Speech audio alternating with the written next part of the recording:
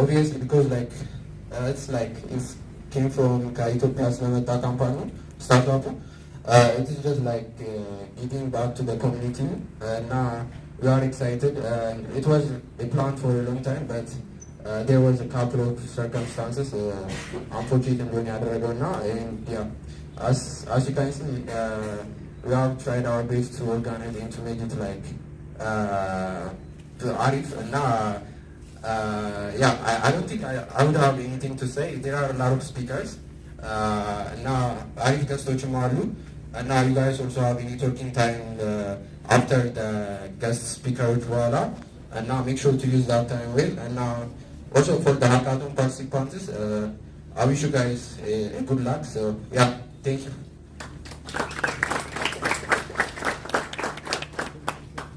Okay, next I will introduce Shadai. She's gonna come and tell you a few cool things about this.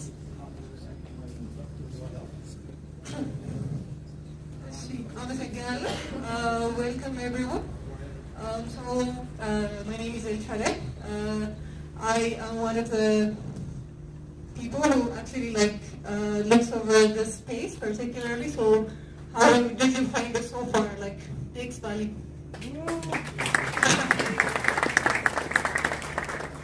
So yeah,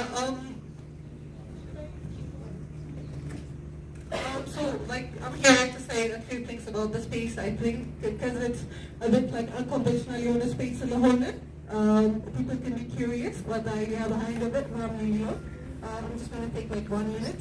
So DX Valley it stands for Digital Excellence Valley, and it's part of the Code Bank Innovation and Incubation Center. This is particularly DX Valley 2.0. We have DX Valley 1.0 where we have actually like innovation space in Hona. And now we're hoping to be an incubation space. Like I mentioned, it's it's owned by Cooperative Bank of Oromia. We're grateful like አለቆቻችን ስፔስ ሆነን ልንጠቀም ስለፈቀዱልን ማለት ነው። አያሉ ዛሬ in the video ካዩልኝ.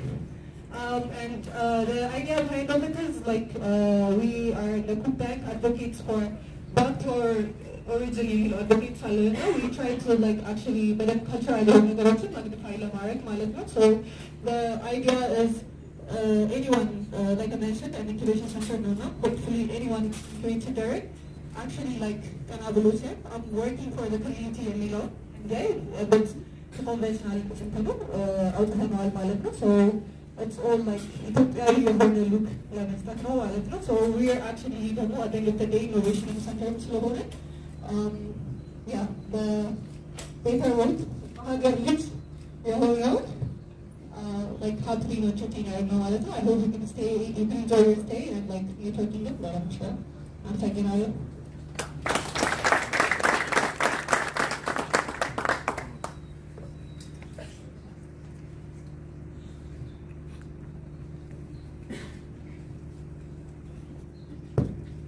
ሰላም ጋይስ እንዴት ናችሁ? ደህና ናችሁ? እሺ ዳግም ዳይባቢ ወይ ደግሞ ኢሳያስ እባላለሁ። Welcome to Better Hack. Please clap for yourself. So I'm just here to welcome everyone and ስለ Better Hack ትንሽዬ information ለመናገር ነው. Okay? There might be people ተጠቅመው የማያውቁት or ደግሞ ስሙ ብቻ የሚያውቁት ስላሉ I'm just giving you a brief overview of the whole thing.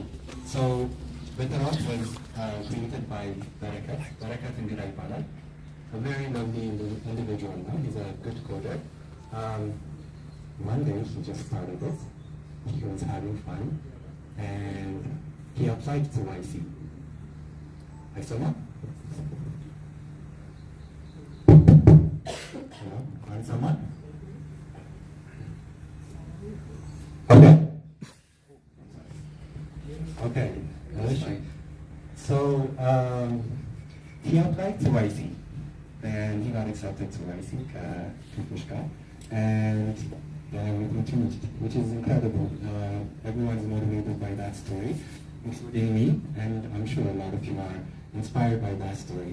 So Better Hack is a way to say thank you to everyone, because it wasn't like an individual's accomplishment. Everyone that comes support ያደርገው የነበረ ነው አብረን ስንሰራ የነበርነን ነው። It's a thank you to everyone that supported him, shared it, vote ያደረገው and everyone ማለት ነው እና it was a way of giving back to the community and just it's a thank you የሚለውን ነገር ነው። ከዛ ባለፈ ግን Better Auth itself is an authentication library. የራሳችሁን አውተንቲኬሽን ጽፋችሁ የምታውቁ ከሆነ ጉግል ሳይን ኢን ኦር ሌሎች ሳይኒንግ ሰርታችሁ የምታውቁ ከሆነ you know how tiring it could be, but Better Auth makes it much easier and በጣም comfortable to do anything. So it's a plugin system. ስለዚህ ሬት ሊሚቲንግ የሚሆን ሌሎች ተጨማሪ ነገሮችን ማድረግ የምትችሉበት ላይብራሪ ነው። Better Auth is fully open source. You can go ahead and GitHub ላይ ኢሹዎችን ማየት ትችላላችሁ፣ ፒላሮችን ማየት ትችላላችሁ፣ የራሳችሁን ኢምፕሩቭመንትስ መጨመር ትችላላችሁ and so much more. ዶኪመንቴሽኖችን and everything ማየት ትችላላችሁ። Currently, Better Auth is building an infrastructure that is the paid model of the company, which is የተለያዩ like ላይብራሪውን ተጠቅሞ more useful የሆኑ ፊቸሮችን ለምሳሌ bot detections, security stuff ምናምን ነገሮችን እንዳለ የያዘ ፕላትፎርም ነው። So that's coming up. If you want early access, Better Auth build ብላችሁ ዌት ሊስት ላይ ጆይን ማድረግ ትችላላችሁ። ከዛ ባለፈ we expect most of you guys and almost all of you guys to include it in the project that we are making. This is Better Auth. Welcome to Better Hack. Let's have some fun. This is going to be an incredible day and night. ለምናለው and በጣም ብዙ ነገሮች ፕላን አድርገንላችኋል። ምግብ አለ፣ ጨዋታዎች አሉ፣ መርች ይሰጣል፣ ሁዲ መስራት ትችላላችሁ። So it's going to be great. We are going to go to the first guest, which is going to be design team. እሱን ወደ ስቴጅ እንጋብዘውና ሴሽናችንን እንጀምራለን ማለት ነው። Please give him a round of applause. በረከት ዳሩ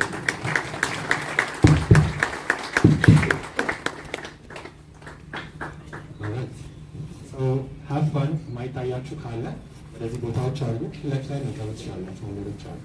ጋይስ እናንተ መቀመጥ ትችላላችሁ። ድምጻችሁ ካልተሰማ give a sign ለእኔም ወይም ደግሞ ለሌሎች ኦርጋናይዘሮች። ሌላም ሀልፍ ከፈለጋችሁ if anyone wants the restroom በዚህ በኩል ነው ያለው። So have fun guys.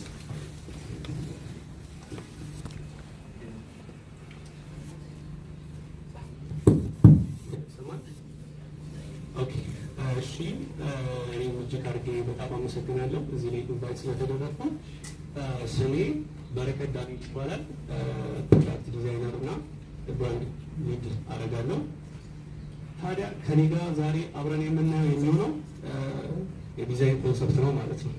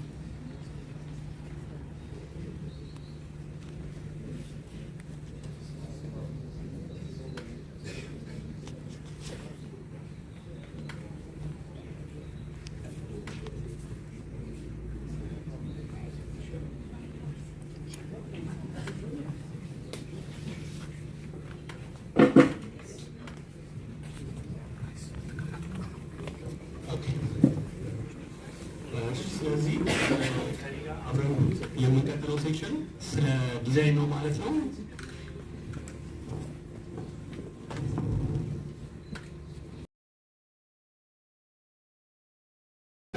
አንድ ሞባይል አፕ ኦር አንድ ፕላትፎርም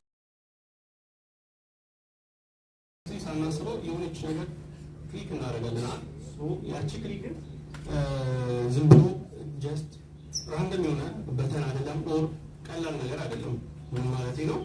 ያችን በተን ኦር ያንን ኢንተርፌስ ያንን ኢንተራክሽን ሜቢ ስዋይፕ ማድረግ ሊሆን ይችላል፣ ቲክቶክ ላይ ስክሮል ማድረግ ሊሆን ይችላል። እያንዳንዱ ኢንተራክሽን የምናየው ምንድነው ማለት ነው?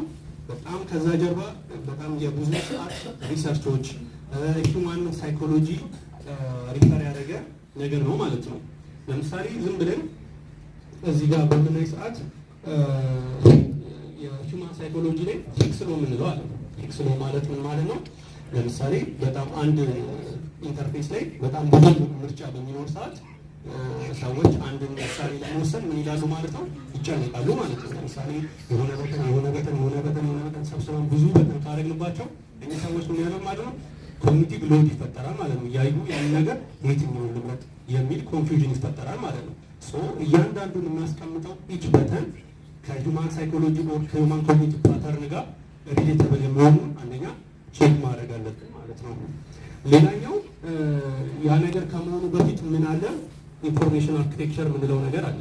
ቅድምም ላይክ አንድ ሞባይል አፕ ኦር አንድ ሚውዚክ አፕ እየሰራ ነው ማለት ያንን ሚውዚክ አፕ ከመስራታችን በፊት ያ ኮንተንት እንዴት ኦርጋናይዝ ይሆኑ፣ እያንዳንዱ ኮንተንቶች እንዴት ይቀመጡ የሚለውን እኛ ማወቅ አለብን ማለት ነው። እንግዲህ ዛሬ በደንብ ነው እንትን የምላችሁ ዲዛይን ላይ ስንመጣ ዩአይ ላይክ ብሪጅ ነው ማለት ነው። ምን ማለት ነው? ብሪጅ ነው ማለት እናንተ የሰራችሁት ፕሮዳክት አለ፣ ዩዘር ኢንተርፌስ ማለት ነው። እናንተ የሰራችሁት ፕሮዳክት አለ፣ ከዛ ፕሮዳክት ደግሞ ኢንድ ዩዘር አለ። ስለዚህ ሁለቱን ሊንክ የሚያደርግልን ምንድን ነው? ዩዘር ኢንተርፌስ ነው ማለት ነው። ዩዘር ኢንተርፌስ ላይ አይ ቲንክ እናንተ አሁን ሜቢ ሀካቶን ስላለ በዚህ ውድድር ላይ ኖማተር የትኛውም አይነት በጣም የሚገርም አይነት ፕሮዳክት ልሰሩ የሚገርም አይነት ፊውቸር ቢኖሩ ከኢንድ ዩዘሩ ጋር ኮሚኒኬት የምታደርጉበት የምትጨባበጡበት ምንድን ነው ማለት ነው? ዩዘር ኢንተርፌስ ነው ማለት ነው።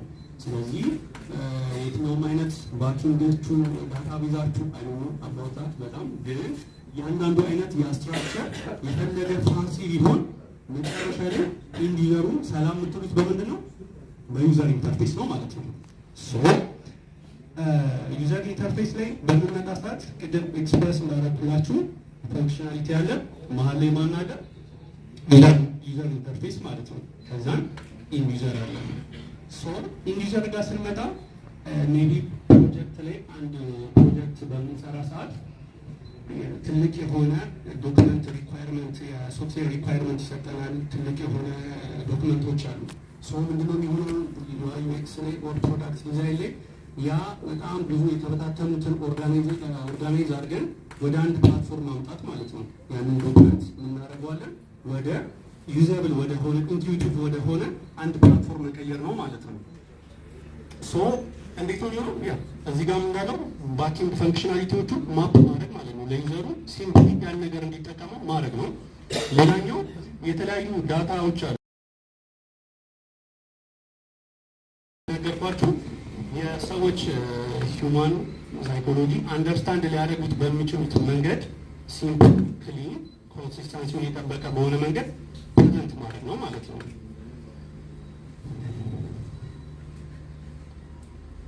ከዛ በፊት ግን አንድ ስቶሪ ልንገራችሁ።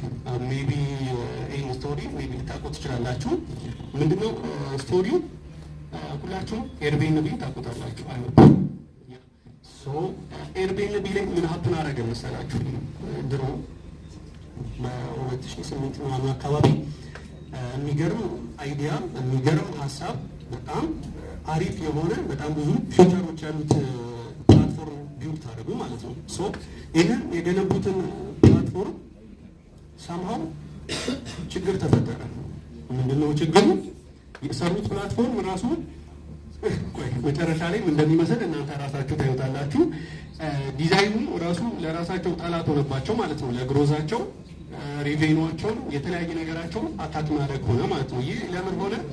ፊውቸር ስለሌላቸው አይደለም፣ ኦር ደግሞ የተሻለ ፕላትፎርም ስላልሰሩ አይደለም፣ ሜቢም ደግሞ ባኪንድ ላይ ምናምን ኦፕቲማይዝ የሆነ ኮድ ስላልጻፉ አይደለም፣ ሰርቨራቸውን ወይም ሜቢ ያ ሁሉ አሪፍ ስላልሆነ አልነበረም። በጣም አሪፍ አድርገው ፕላትፎርሙን ዲዛይን አድርገው ሰርተዋል። ነገር ግን ቅድም እንዳወራ ነው ያንን የተሰራውን ፕላትፎርም እንዴት ፕሬዘንት ያደረጉበት መንገድ አሪፍ አልነበረም። ለምሳሌ ቡክ ለማድረግ ሲፈልጉ በጣም ብዙ ፕሮሰስ ነው። ከዛ ደግሞ ኮንፊውዚንግ ነው። ዩዘሩ ይጨነቃል። ቡክ ለማድረግ ፈልጎ መጨነቅ ነው ማለት ነው። ሶ ምን እንደሆነ ይህ ነበር ዲዛይናቸው ለፊት። አሁን ይህንን አናላይዝ እናድርገው እስኪ። አሁን ይሄ የኤርቢኤንቢ ሳይታቸው ነው። ዩኤክስ ዲዛይን ቲም ቀጥረው አይ ቲንክ ዲዛይን ቲም ይኖራቸዋል አረዱ። ግን ከዛ በኋላ የሆነ ሰዓት ላይ በጣም ኢንቨስትመንት አረጉ ዲዛይን ቲማቸው ላይ ማለት ነው። ሶ ምንድነው አሁን እዚህ ጋር በምንመጣ ሰዓት ቅድም እንዳልኳቸው ኤርቢኤንቢ ነው። ከየቱ እንደሚጀምሩ ግራ ይገባቸዋል። ምንድነው አሁን ከችግሮቹ ልጀምርላችሁ። የመጀመሪያ ቱማች ከለር አለ እዛ ጋር መጀመሪያ ኤርቢኤንቢ የሚለው ጋር ሄዳለሁ። ከዛ እንትን ነው ያለው እዚህ ጋር ቀይ አለ ምናምን ከለሩ ብቻው ሌላ ታሪክ ነው። ሲቀጥል አክሽን ኮል ቱ አክሽን በተኑ ግልጽ አይደለም። ምንድነው ቫልዩ አድ ሊያደርጉት የፈለጉት? አሁን ለምሳሌ እዚህ ጋር በምን ሰዓት ሰርች ይላል፣ እዚህ ጋር ሜል በተንም ይመስላል። በጣም ብዙ ቦታ ችግር አለው ማለት ነው። ሶ በዚህ ምክንያት ሜቢ የተለያየ አይነት ፋክተር ሊኖር ይችላል፣ ግን በጣም ቢዝነሳቸው ኦልሬዲ እየወደቀ መጣ ማለት ነው። ከዛ በኋላ ቅድም እንዳልኳቸው ዲዛይነር ዩኤክስ ላይ ኢንቨስት ካደረጉ በኋላ ላይክ አሁን ይሄን ይመስላል ማለት ነው። ሶ እዚህ ጋር ስንመለከት የቅድሙ ሜቢ የሆነ የሚያምር ሊመስል ይችላል። አክቹዋሊ አያምርም፣ ግን የሚያምር ሊመስል ይችላል፣ ግን ዩዘቢሊቲ ላይ ኦር አጠቃቀም ምንም ማይሆን ነገር ነው ማለት ነው። እዚህ ጋር በምንመጣ ሰዓት ግን ሲምፕል ነው። እያንዳንዱ ነገሮች ሊድ የሚያደርጉት ሰብኮንሽስሊ ሊድ ያደርጋቸዋል ወደ ምን ማድረግ እንዳለባችሁ፣ የትኛውን ነገር መጠቀም እንዳለባችሁ ማለት ነው። ሶ እዚህ ጋር በምታዩት ሰርች በተን ፕራይመር ላይ ያስቀመጡት እያንዳንዱን ከላይ ሆም ኤክስፒሪየንስ ሰርቪስ የሚሉትን ከላይ ያስቀምጡት ማለት ነው። ስለዚህ አንደኛ ፊት ለፊት የምናስቀምጠው ነገር ሞር በጣም ኃይለኛ ፕራዮሪቲ የምንሰጠውን ነገር ነው ፊት ለፊት ማስቀመጥ ያለብን። እንዲሁም ይጠቅማል ብለን የምናስበው እንጂ ስለሚያምር ኦር ደግሞ የሆነ የተሻለ ስለመሰለን አይደለም ፊት ለፊት ነገሮችን የምናስቀምጠው ማለት ነው። ከዛ በኋላ ሀብን ያደረገው ጀስት ሊትራሊ ፕሮፌሽናል የሆነ ፎቶግራፈር ሀይር አደረጉ። እንዲሁም ሂየራርኪው ቡክ የሚያደርጉበት ሲስተም በጣም ኮምፕሊኬትድ የሆነ ነበር። እንዴት እንደሆነ ራሱ ቡክ ለማድረግ ለብቻው የሚያስጨንቅ ፕሮሰስ ነበር። እሱን ፊክስ አደረጉት። ሰው እንግዲህ እንደምታዩት እዚህ ጋር ቢፎር ዩኤክስ በትክክል አፕላይ ካደረጉ በኋላ እና አፕላይ ከማድረጋቸው በፊት ያለውን ዲፍረንስ ላሳያችሁ። ዩዘራቸው 5 ሚሊዮን ነበር፣ ከረንትሊ አሁን 150 ሚሊዮን ነው። ኮንቨርሽን ሬት 2.0 ነበር፣ አሁን 2.8 ነው። እንዲሁም ሬቬኒዋቸው 0.5 ቢሊዮን ማለት ነው። ከዛ ደግሞ አሁን 5.9 ቢሊዮን ነው ማለት ነው። ይሄ ሀፕን ያደረገው ምን ላይ ነው? ጀስት ሲምፕሊ የዲዛይንን ፕሪንሲፕል በስነስርዓት ባለመጠቀም እንትኑ ሉዝ አድርገናል ማለት ነው። የሚያገኙት ነገር ነው። ሶ አሁን አንድ ፕሮጀክት መጀመር ፈለግን። ሶ ይህን ፕሮጀክት ለመጀመር ምን የሚያስፈልገናል? ጀስት 4 የሆኑ ፖይንቶች ያስፈልጉናል። ሲምፕሊ የመጀመሪያው ችግሩን በስነስርዓት መረዳት። ምንድን ነው ፕሮጀክቱ? ምንድን ነው ፎከስ ማድረግ ያለብን? ፊውቸሮቹ ላይ ሳይሆን ሪሊ ምንድን ነው ፔን ፖይንቶቹ የሚለው ማወቅ። ለምሳሌ ኤግዛምፕል ልንገራችሁ። ሐኪም ቤት እኔ ሄድኩ። ሐኪም ቤት ሄድኩና ገና እንደገባው ዶክተሩ በረከት ሰላም ነው እንዴት ነው ምናምን ካለኝ በኋላ ያ ሰላም ነው ካልኩ በኋላ ቆይ ብሎ የበሽታዬን ነገር ጽፎ ከዛም ቀጥታ ቢልክል ግራ ነው የምጋባው። ልክ እንደዚህ እንደማለት ነው። አንድን ፕሮብሌም በስነ ስርዓት አንደርስታንድ ካላደረግ ነው የሚያጋጥመን ችግር ነው። ግን ትክክለኛው ፕሮፐር ወይ ምንድን ነው? አንድ ዶክተር ወደ አንድ ሆስፒታል በምንገባ ሰዓት ቀጥታ ዶክተሩን ሚት እናደርገውና ምን ሆነ ነው? ምንድን ነው ችግር? ፔን ፖይንቶቹ ምንድን ናቸው?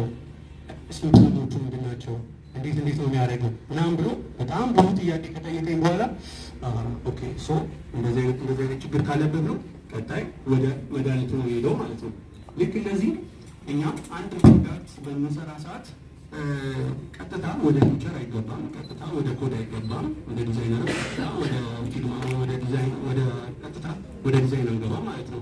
ስለዚህ ምንድነው ሪሊ ልንፈታ የፈለግነው ችግር ምንድነው? ፕሮብሌሞቹ ፊቸሮቹ ላይ ፎከስ ከማድረጋችን በፊት ሪሊ ምንድነው ችግሩ የሚለውን አንደርስታንድ ማድረግ ይቀድማል ማለት ነው።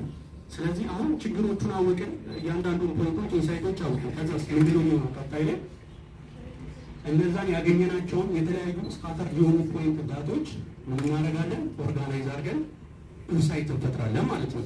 ቅድም ይሄ ያሟላ የሚል ዳታ ተሰበሰበ አይደል? ከዛ በመቀጠል ምንድነው የሚሆነው? ስትራክቸር ማድረግ ያገኘናቸውን ኢንፎርሜሽኖች እንዴት አድርገን ነው ስትራክቸር የምናደርገው የሚለው ነው ማለት ነው። ከነዛ ውስጥ ለምሳሌ ኢንፎርሜሽን አርኪቴክቸር፣ ዩዘር ጆርኒ ማፕ መስራት ሊሆን ይችላል፣ ዩዘር ፍሎ መስራት ሊሆን ይችላል ማለት ነው። ቅድም ትንሽ ጠቀስ እንዳደረጉት ኢንፎርሜሽን አርኪቴክቸር የምንለው እንዴት ነው? ለምሳሌ ሞባይል አፕ እየሰራ ነው፣ የሚውዚክ አፕ እየሰራ ነው። እንትኖቹ እያንዳንዱ ሚውዚኮች ለማግኘት ዝም ብለን ከኤ እስከ ዜድ የሆነ ፊልተር ከምናዘጋጅ ያን ነገር እንዴት ነው ኦርጋናይዝ የምናደርገው ሲባል እንዴት ነው የምናደርገው? በአልበም ሊሆን ይችላል፣ በአርቲስት ሊሆን ይችላል፣ ፕሌሊስት እያለን ያንን ኦርጋናይዝ አደረገን። ያንን ዳታ ዝም ብሎ ማቅረብ ብቻ አይደለም፣ ዳታውን ኦርጋናይዝ በሆነ በኩል ማቅረብ ማለት ነው። ከዛ በኋላ የሚሆነው እነዚህ ሁሉ ነገሮች ካገኘን በኋላ እንደ ዲዛይነር ያን ነገር ቀጥታ ዲዛይን ወደ ማድረግ እንገባለን ማለት ነው። ከዲዛይን በኋላ ያው ዲዛይን ሜቢ ዩዛቢሊቲ ቴስት ሲደረግ የተለያየ ችግሮች ሊያጋጥሙ ይችላል። ያንን አይትሬት እያደረግን ፊድባክ እየሰበሰብን ችግሮቹን ሶልቭ እናደርጋለን ማለት ነው። ስለዚህ ያሉን 4 ስቴፖች አሉ። የመጀመሪያው ችግሩ ምንድነው፣ ፖይንቱን አንደርስታንድ ማድረግ፣ ምንድነው ሶልቭ ልታደርጉ የፈለጋችሁት የሚለውን ማወቅ። ሁለተኛ ደግሞ ያንን ችግሩን ካወቃችሁ በኋላ እያንዳንዱን ፖይንቶች ኦርጋናይዝ በሆነ ፎርማት ማስቀመጥ፣ እንዲሁም ደግሞ በመቀጠል ያን ነገር ያው ኢምፕሊመንት በእናንተ በፕሮግራሞች ደግሞ ኮድ ማድረግ ነው የሚሆነው። ከዛም ቴስት አትሬት ያለው መደጋገም ማለት ነው። ሶ እዚህ ጋር እንዴት ነው እኛ ፊውቸሩ ላይ በጣም ኦብሰስድ ሆነን የራሳችንን ነገር ለማሳየት ስንፈልግ የሚያጋጥመው ነገር ላሳያችሁ። አሁን ለምሳሌ እዚህ ጋር ዩአይ ነው፣ እዚህ ጋር ኤክስፒሪየንሱ ነው ብለን ዩአይ ላይ አይታችሁት ከሆነ ለቤተሰቦቹ አሻንጉሊቱ በጣም ደስ የሚል እይታ ነው። ደስ የሚል ቪዥዋል ነገር አለዋል ከእነሱ ሳይድ። ነገር ግን ተጠቃሚ እንዴት ነው የሚጠቀመው ስንል ህፃኑ የሚታየው ሌላ ነገር ነው የሚታየው። ሶ እኛ ከእኛ ነገር ጋር ኦብሰስድ መሆን የለብንም ማለት ነው። እኛ ልንሰራው ካሰብነው ይሄ ነው የኔ ፊውቸር ምናምን ሳይሆን ሪሊ ዩዘሩ ተጠቃሚው ምንድን ነው ሶልቭ ልናደርግለት የፈለግነው፣ እንዴት ነው እሱ ኤክስፒሪየንስ የሚያደርገው የሚለውን ፎከስ ማድረግ ያስፈልጋል ማለት ነው። ሌላኛው ደግሞ አንዳንዴ በጣም ብዙ ነገር እናበዛለን አይደል? አሁንም ዞሮ ተጠቃሚያችን ዩዘር ነውና አሁን የድመት እንትን ነውና በጣም ፋንሲ ነው፣ ዲዛይን ያምራል፣ ግን ሁሉም አይደለም። የተፈለገው ሪሊ ዩዘሩ የፈለገው በቃ ቦታው የምትቀመጥበትን ነው እንጂ ፋንሲ እንደዚህ ምናምን ወደ እናንተም ቶፒክ ስናመጣው እንደ ዴቨሎፐር የምትሰሯቸው እያንዳንዱ ፊውቸሮች እያንዳንዱ የምታስገቧቸው ነገሮች ስለሚያምር ኦር የእናንተን ስኪል በጣም ስለሚገልጽ አይደለም እያንዳንዱ ነገር ማስገባት ያለብን። ያ ነገር ሪሊ ይፈለጋል ወይ ሪሊ ማተር ያደርጋል ወይ የሚለውን ራሳችንን መጠየቅ። እዚህ ደግሞ ሌላኛው ኤግዛምፕል ነው። ያምራል ይሄ ታፕ ባይዘ ወይ ግን እንዴት ይጠቀመው ሰው ነው ወጣቸዋል። ስለዚህ ሌላኛው መናገር እየፈለኩ ያለው አንድ ነገር ዩአይ ብቻ አይደለም፣ ዩኤክሱንም ማሰብ አለብን። ሰውየው እንዴት ይጠቀመዋል። ማማር ላይ በጣም ጥሩ ነው። ማማር ቪዥዋሊ አፒል መሆን የሚሰሩት ነገር በጣም አለበት። አደሴም ታይም ያ የሚያምር ነገር ግን አንድ ሰው ሲጠቀመው እንዴት ነው የሚጠቀመው የሚለው ማሰብ አለብን። አሁን ሰውየው ኦልሬዲ አይኑ ሶ ዲኮሬሽን ብቻ ሳይሆን ዩዛቢሊቲንም ማሰብ አለብን ማለት ነው አንድ ፕሮዳክት ስንሰራ። እሺ ሶ አሁን ወደ መጨረሻው አካባቢ እየደረስን ነው። አንድ ፕሮዳክት ግሬት የሚያስበላው ኦር ዩዛቢሊቲውን ስሙዝ የሚያደርገው 10 ፖይንቶች ብቻ ትንሽ ናቸው። 10 ፖይንቶች ብቻ አብረን እናያለን ማለት ነው። ስለዚህ አሁን ለወደፊትም ለሌላም ጊዜ አንድ ፕሮዳክት አንድ ፕሮጀክት ስትሰሩ እንደ ዴቨሎፐር እንደ ዲዛይነር እንደ ተለያዩ አካላት ያ ፕሮዳክት ምን ሊያካትት ይገባል፣ ምን ሊኖረው ይገባል ስትሰሩ ቼክ ሊስት አዘጋጅታችሁለት ያ ነገር ኦኬ ይሄ ነገር አሳቋል፣ ይሄ ነገር አሳቋል፣ ይሄ ነገር አሳቋል። እነዚህ ፖይንቶች ከሌሉ ዩዘሩ ምን ያደርጋል? ይጨነቃል፣ ኦር ግራ ይገባዋል፣ ኦር ዩዘቢሊቲ ላይ በጣም ችግር አለበት ማለት ነው። ከመጀመሪያው ጀምር። የመጀመሪያው ቪዚቢሊቲ ሲስተም ነው። ቪዚቢሊቲ ሲስተም ስታተስ ማለት ምን ማለት ነው? ለምሳሌ አንድ የሆነ ዶክመንት ይቀበላል። ዶክመንቱ ተቀብሎ በኤአይ ምናምን የሆነ ሚራክል ሰርቶ መልሶ የሚሰጥ የሆነ ሶፍትዌር እየሰራችሁ ነው እንበል። ይህንን እየሰራችሁ አፕሎድ አደረጋችሁለት ሲስተሙ ላይ። ሲስተሙ ጸጥ ቢላችሁ ምንድን ነው የምታስቡት? ሜቢ ተበላሽቶ አልተቀበለኝም ትጨነቃላችኋል። ስለዚህ ምን ማድረግ አለባችሁ? ዩዘሩ ምንድን ነው እየተካሄደ ያለው የሚለውን ነገር ኢንፎርም አድርጉት። ለምሳሌ እዚህ ላይ ኤግዛምፕል ያየ ነው የሆነ እኔ የስልክ ቻርጅ ሲያደርግ ፕሮግረሱን ማየት። አሁን ስልኬን ሰክቼው ዝም ብል ኦልሬዲ እያደረገ እንዳልሆነ ነው ማሰቡ። ሜቢ እኮ ነው ግን እኛ አላሰብንበትም ይሄን ወይ ማለት ነው። እያንዳንዱ እንቅስቃሴዎች ዲስፕሌይ ማድረግ የሆነ ነገር ሎድ ሲያደርግ ዝም ከምታደርጉት አላ ሎዲንግ ስክሪኖችን ማሳየት፣ ይሄ የመጀመሪያው ነው። ይህን ነገር ኮንሲደር እናደርገዋለን ማለት ነው። ሁለተኛው ላይ የምትጠቀሟቸው አይከኖች፣ ቪዥዋል ነገሮች፣ እያንዳንዱ የተለያዩ ነገሮች ከሪል ወርልድ ጋር ሚት ማድረጋቸውን እርግጠኛ መሆን። ለምሳሌ እዚህ ጋር የሰርች በተን ወይም የሆም ስንጠቀም የሆም ቦታ ላይ ኮኮብ ባስቀምጥ አይገልጸውም አይደል? ኮኮብ ሌላ ወይ ስታር ሬቲንግ ነው የሚገልጸው። ስለዚህ እያንዳንዱ ታይም ዲቴል ነገሮች የምትጠቀሟቸው ነገሮች ማተር ያደርጋሉ ነገሩ ማለት ነው። ስለዚህ ከሪል ወርልዱ ጋር ማች ያደርጋል የሚለውን ቼክ ማድረግ አለባችሁ። በሁለተኛ ደረጃ። ሶስተኛ ደረጃ ደግሞ ዩዘሩ ፍሪደም ልንሰጠው ይገባል። ገብቷችኋል? አንድ ነገር ስንሰራ ሊሳሳት ይችላል፣ የሆነ ነገር ሊያጠፋ ይችላል። እንዴት ነው ሮል ባክ ሊያደርግ ይችላል ወይ ኤዲት ማድረግ ይችላል ወይ? ለምሳሌ ዝም ብላችሁ ስቶር ላይ የሆነ አፕ እየጫናችሁ ባፈልጉ ስ የሆነ ሰዓት ፕሮግረስ እያደረግን ባፈልጉ ካንስል በትምህርት ሲሆን ይችላል፣ ግን አይደለም ዩዘቢሊቲውን አፌክት ያደርጋል ማለት ነው። ካልፈለጉ ካንስል ማድረግ አለብን።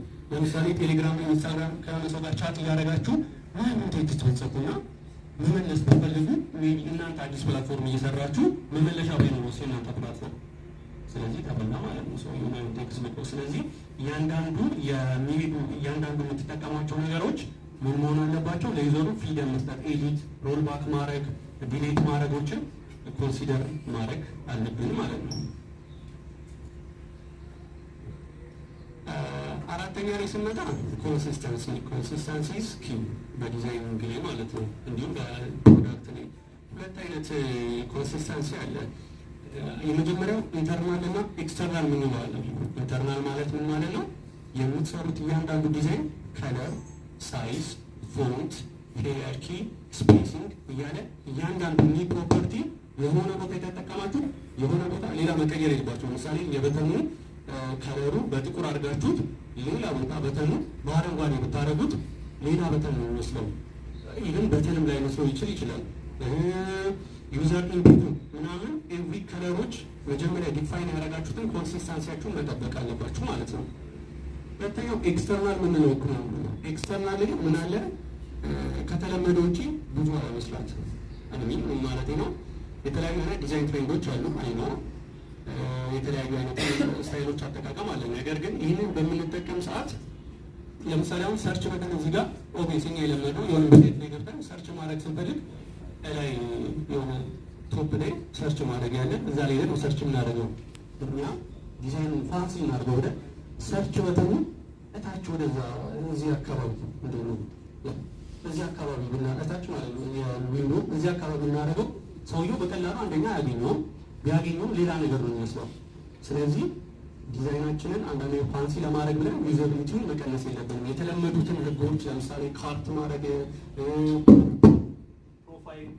ፕሮፋይሎችን እዚህ አካባቢ ጥግ ላይ ነው የሚቀመጡት። እነዚህ ነገሮች ኪፕ ማድረግ አለብን ማለት ነው። ስለዚህ ኢንተርናል እና ኤክስተርናል አለ። ኢንተርናል ማለት በከለር፣ በሳይዝ፣ በስፔሲንግ በተለያየ ነገር ሪትሙን መጠበቅ። የሆነ ቦታ የተጠቀመው ሌላ ቦታ ስንጠቀመው ሌላ አይነት መሆን የለበትም ማለት ነው። አምስተኛ ላይ ደርሰናል። አምስተኛ ላይ ምንድነው? ኢረርን ቀድሞ አንድን ማድረግ ከመፈጠሩ በፊት ኦር በእናንተ ቫሊዴሽን ሊባል ይችላል። አይደለም አላውቅም። ግን አንድ ነገር ወደ ሲስተሙ ከመግባቱ በፊት በቪዥዋል ነገር ያ ሰውዬ ኢረር እንዳይፈጠር ማገዝ ገብቷችኋል። ለምሳሌ የሆነ ፕሮዳክት ልትሰሩ ትችላላችሁ። አሁን ነው በ24 ሰዓት ውስጥ የምትሰሩት የሆነ ነገር ኢንፑት ፊልድ በጣም ብዙ አይነት ፎርም ሊኖራችሁ ይችላል። ሶ እዛ ፎርማችሁ የሆነ ነምበር ምናምን የሚቀበለው ቦታ ላይ እናንተ የሆነ በሌተር ብታደረጉት ወይ ቡክ ፋይል ብቻ እንዲቀበል የሚችል ቢሆን እናንተ ኢሜል ብታደረጉበት ሲስተሙ አይፈልግም። እንደዚህ ነገር ኦፕሬት አያደርግም። ሶ እነዛን ነገሮች ኮንሲደር ማድረግ የምናስገባቸውን ኤፒ ፎርማት እያንዳንዱን ፎርሞች ምን ማድረግ አለብን? ኢረር እንዳይፈጠር ኢንፎርም ማድረግ ገና ዳታ የተለየ ዳታ ሊያስገባ ሲል ኢረር ሜሴጅ ማሳየት ማለት ነው። ኢረር ሳይሆን ወደ ኢረር ሊድ ያደርጋል የሚል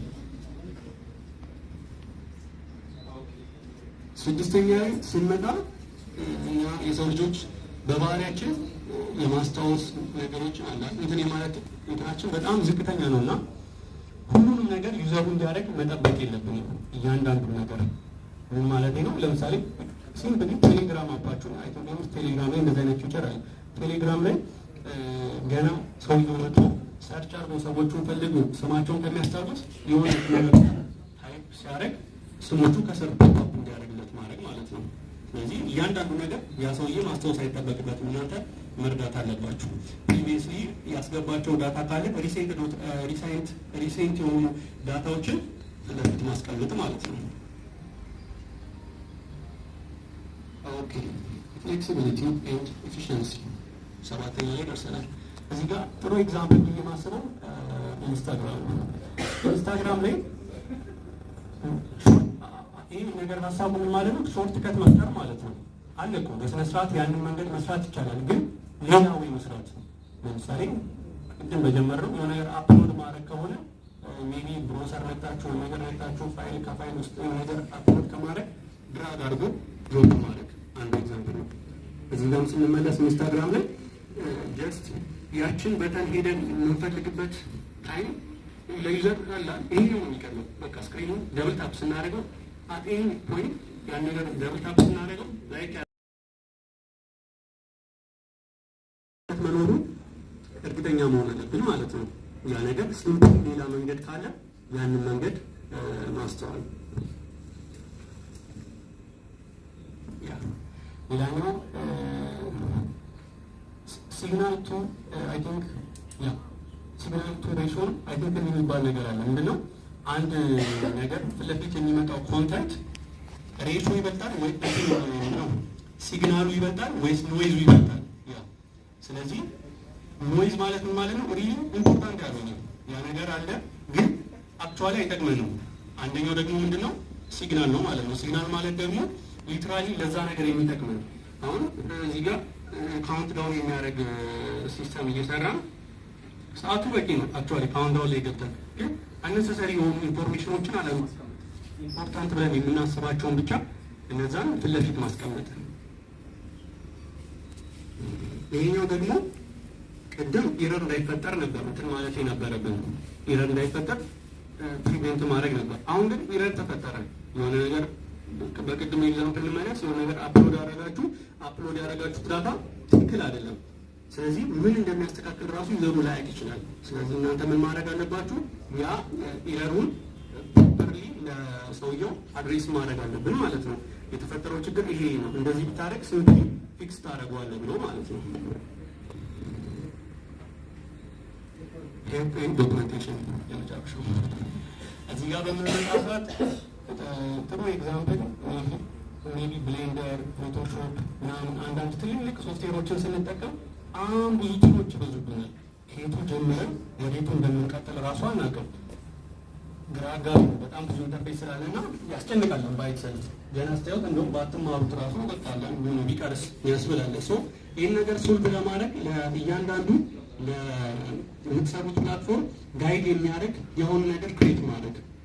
ለምሳሌ ከርሰሯን ፕሮቨር በሚያደርግበት ሰዓት የሆነ ሊንክ ላይ ምን ማድረግ የሆነ ዲስክሪፕሽን የሚሰጥ ነገር ማስቀመጥ። እንዲህ ካላደረግን ሰውየው ግራ ይጋባል ማለት ነው። ይህ 10 ነገሮች አንድ የምንሰራው ፕሮጀክት ላይ ቼክ ማድረግ አለብን። እኒህ ነገሮች በተጓደሉ ቁጥር የምንሰራው ፕሮዳክት አላ ዩዛቢሊቲው ላይ ችግር ያጋጥመዋል ማለት ነው። ሪሶርስ ላይ ስንመጣ አይ ቲንክ ትንሽ ይረዳችኋል ብዬ ያሰብኩትን ሪሶርስ እዚህ ጋር አሉ። የመጀመሪያው እንትን ዩአይ ላይብራሪ እንዲሁም ደግሞ ኮምፖነንቶች በፊግማ ላይ የምሰሩ ከሆነ ከፊግማ ላይ ወደ ፊግማም ኮፒ መደረግ ይችላሉ። ኦር ደግሞ በሪያክት ኮድም መውሰድ የምችሏቸው አሉ። አይ ቲንክ ሰሞኑን ቼክ አፕ ሳይቶች ቸው ፕሪሜድ አላቸው። ዳሽቦርድ የምሰሩ ከሆነ ፕሪሜድ የሆኑ ስላላቸው ታይማቸውን ይቆጥብላቸዋል። ሌላኛው የምሰሩት ፕሮጀክት ሞር ብሪፍሊ አንደርስታንድ ለማድረግ ይሄ ሃይ ክሬዲቲውን ሳይሆን ሎ ክሬዲቱ ምን ይመስላል፣ የኢንፎርሜሽኑ እንዴት የአርኪቴክቸሩ ምን ይመስላል የሚለውን አንደርስታንድ ለማድረግ ፍሬመር ላይ አይ ቲንክ ዋይር ፍሬመር የሚላለ እና እዛ ላይ ቼክ ፓይለት የሚላለ እዛ ላይ ብሪፋችሁን የፕሮጀክታችሁን ብሪፍ ሰጣችሁት ኢንተር ስትሉ ፕሮፐር የሆነ ዳታ ይሰጣችኋል ማለት ነው። ያ ቪዥዋል እንትን ላይ በምንመጣ ሰዓት አይከን 8 ለፕሌጊንግ እንትን ላይ ፊግማ ላይ በራሱ አለ ፍሪ ነው አይ ቲንክ ኢሜጅ የተለያዩ ኢሉስትሬሽኖች ይሄኛውም ደግሞ ኢሜጆችን የምታገኙበት ነው ማለት ነው። ሲምፕሊ አሪፍ የሆኑ ኳሊቲ የሆኑ ነገሮች አክሰስ ማድረግ ትችላላችሁ። ያ ኢንስፓይሬሽን ላይ ስንመጣ በጣም ብዙ የምናውቀው አለ ፒንትረስት ድሪብል ምናምን እያልኩ ጠቅስ ልክ እኚህንም መጠቀም እንችላለን ቢያንስ እና ሞቢል። ስለዚህ እኚህን ሳይቶች ቼክ አድርጓቸው። ሌላኛው የሆነ ሀሳብ ብሬንስቶርም እያደረጋችሁ ነገሩን አለ ግራ ከገባችሁ ፕሮጀክቱ የመጀመሪያው ፌዝ ላይ ዲያግራም ለመስራት አንደርስታንድ ለማድረግ ግራ ከገባችሁ ይሆናል ነገሩን ኦርጋናይዝ ለማድረግ ከፈለጋችሁ ሚሮን መጠቀም ትችላላችሁ። ሌላኛው ደግሞ እዛው ፊግማ ላይ ነው ያለው ፊግማ ጃም ይባላል። ነገሮችን ሲምፕሊ ኦርጋናይዝ ያደርግላችኋል ማለት ነው። ስለዚህ ይህን ይመስላል ከበር ስናደርገው ሙሉ ኮንሰፕቱን በዲዛይን ሳይድ እያንዳንዱ ምን ፎከስ ላይ እናድርግ፣ ሂውማን ላይ ችግራቸው ላይ ፎከስ እናድርግ። ከዛ በኋላ ደግሞ በችግራቸው ተመስርተን ሶሉሽን ነው የምናቀርበው ማለት ነው እንጂ እኛ ምን አለ የነገሩ ፋንሲ ስለሆነ ብቻ ሳይሆን ሪሊ የዩዘርን ሶልቭ ያደርጋል የሚለውን አንደኛ ማወቅ፣ ሁለተኛ ነገር ደግሞ ቅድም የጠቀስኳቸውን 10ሩን የዩዘቢሊቲ ቴስት ማድረጊያ መንገዶች ዩዘሩ ፍሪደም እንዲኖረው እነዛን ነገሮች አፕላይ ማድረጋችንን መንርሳ። አመሰግናለሁ።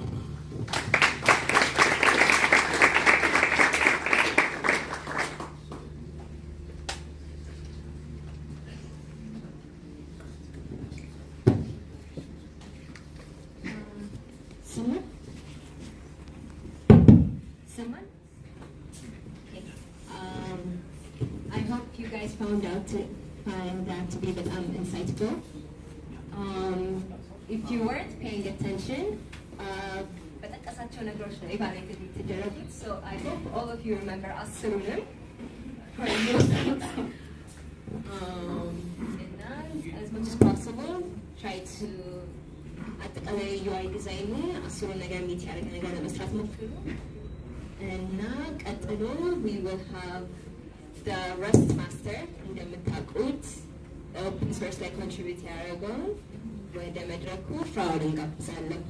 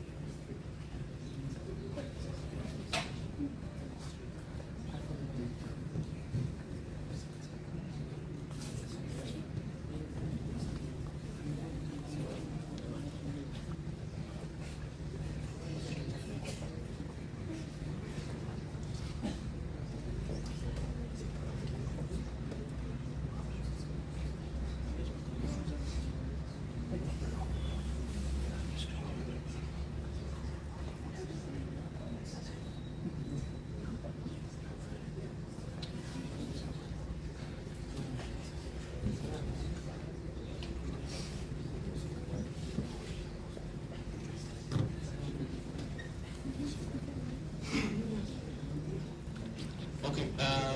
Hey everyone. Sorry for. Yeah. So sorry for the delay while I was setting up the screen sharing. So yeah. So like my name is. So I'm Fraud. So some of you might know me from my Telegram channel, like Fritos and right there. So yeah. I'm currently a developer at a company called EVP. I've been there around like 3 weeks, and before that I worked at Beta Road. So like from July 11 to September 16, for like 67 days, I was at Beta Road. So yeah, in that time I opened like 44 PRs on the Beta Road repo.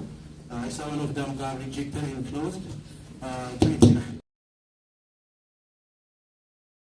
of them got like accepted and merged into like Beta Road, and 10 of them are like still open. They're still being reviewed.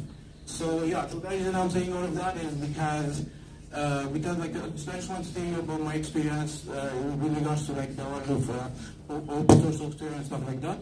So yeah, besides that, I've also worked on like my own open source projects. Some of the popular ones are like Experience Studio and Life Vision. So yeah, I've also contributed to Rust, Mixos, and .NET. So yeah, that's my personal experience of doing OSS. And yeah, so combining that with the fact that we are like other hackathon organized by an open source software company.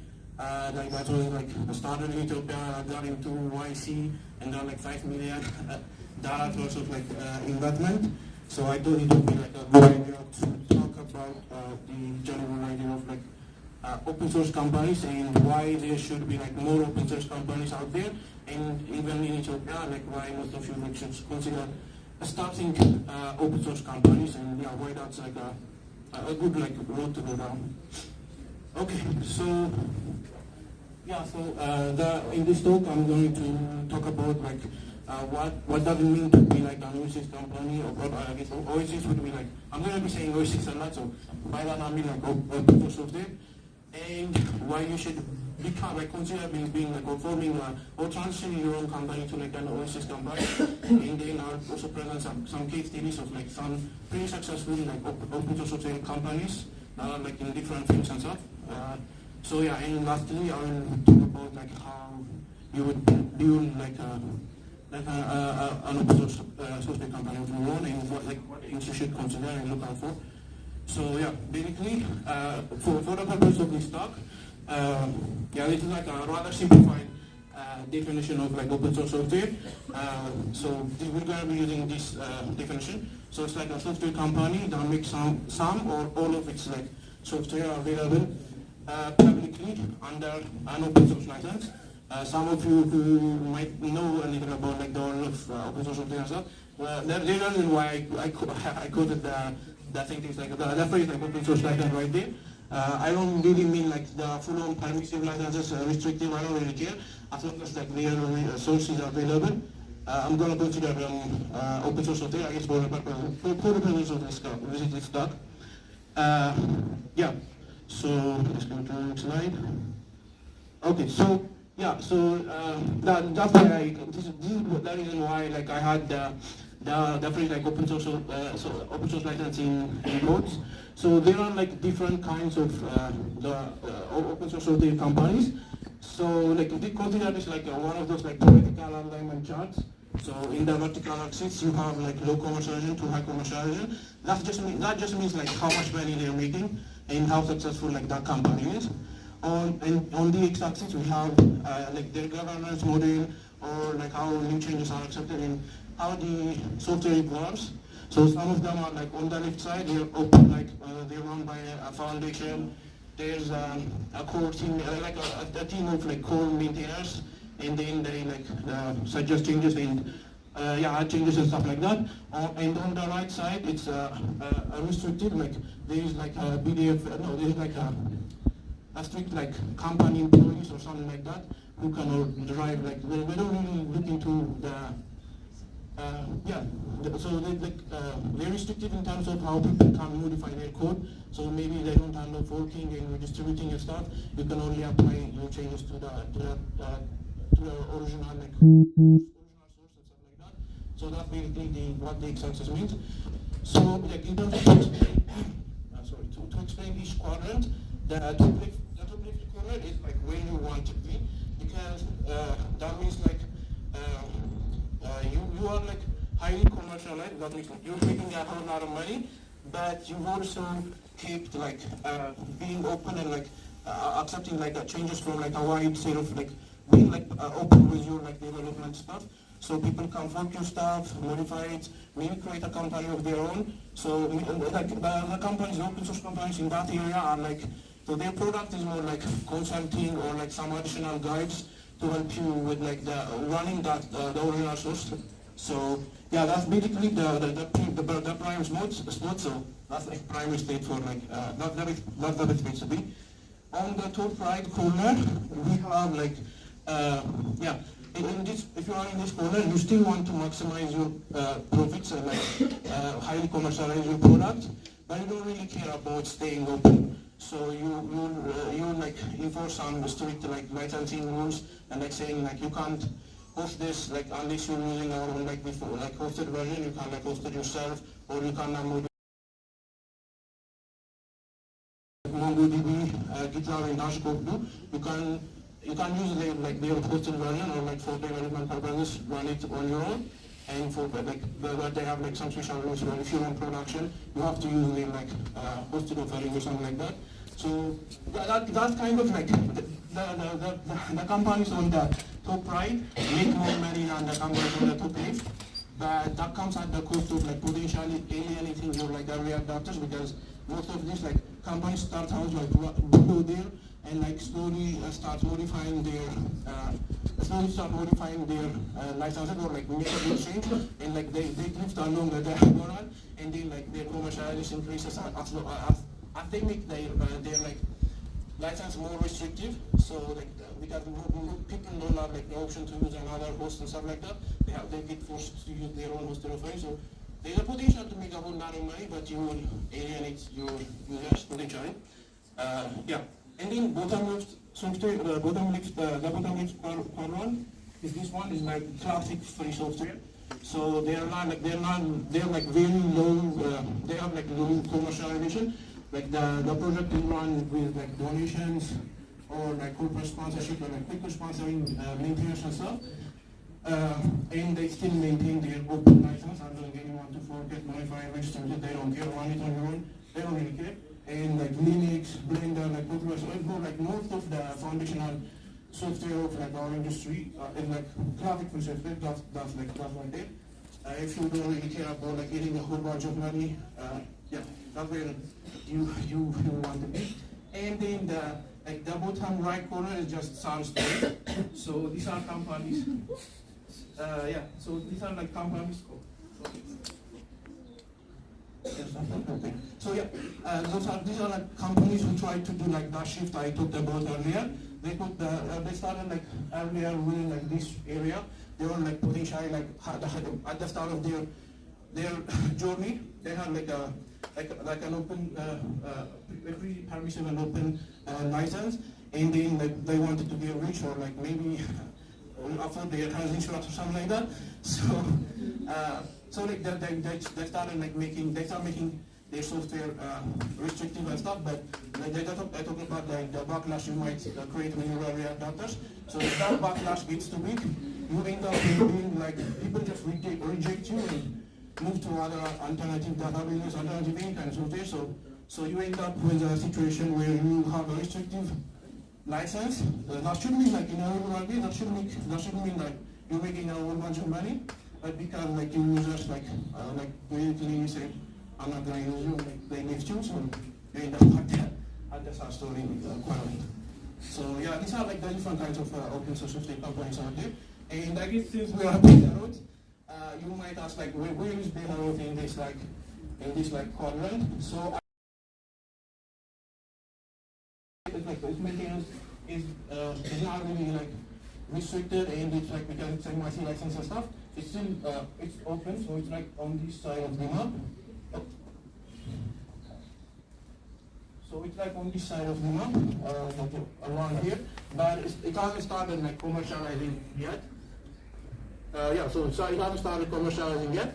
So yeah, after the release of infra, I think it will like go up like to the top left corner potentially. But yeah, at this point in time, I would say like it's around here. It's not really that commercialized, but it's really open. So yeah. So yeah. So the premise of this talk is like, I know this is like a bit aggressive, saying like all software companies should be open source companies, but that's like one of the premises of this talk is that all software companies can be open source, or have can like have open source components, and yeah, all software companies should at least consider doing that, because the benefits are like too good to ignore. So yeah, that's the premise of the talk. So yeah, we go to the second section. So why be an open source company? So yeah, there are a bunch of reasons I'm gonna go over. So they're kind of like, but by all means, these are not like all of the benefits you would get out of being an open source software company. But like, so some of them I'm not gonna go over. Are like, there's kind of like a moral obligation because our industry is built on OSS. Yeah, there's kind of like a moral obligation to do that.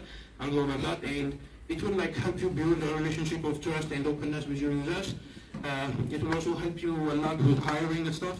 It will also help you maintain a clean and well-structured code base, and also the last but not least, OSS contribution, also the last free labor.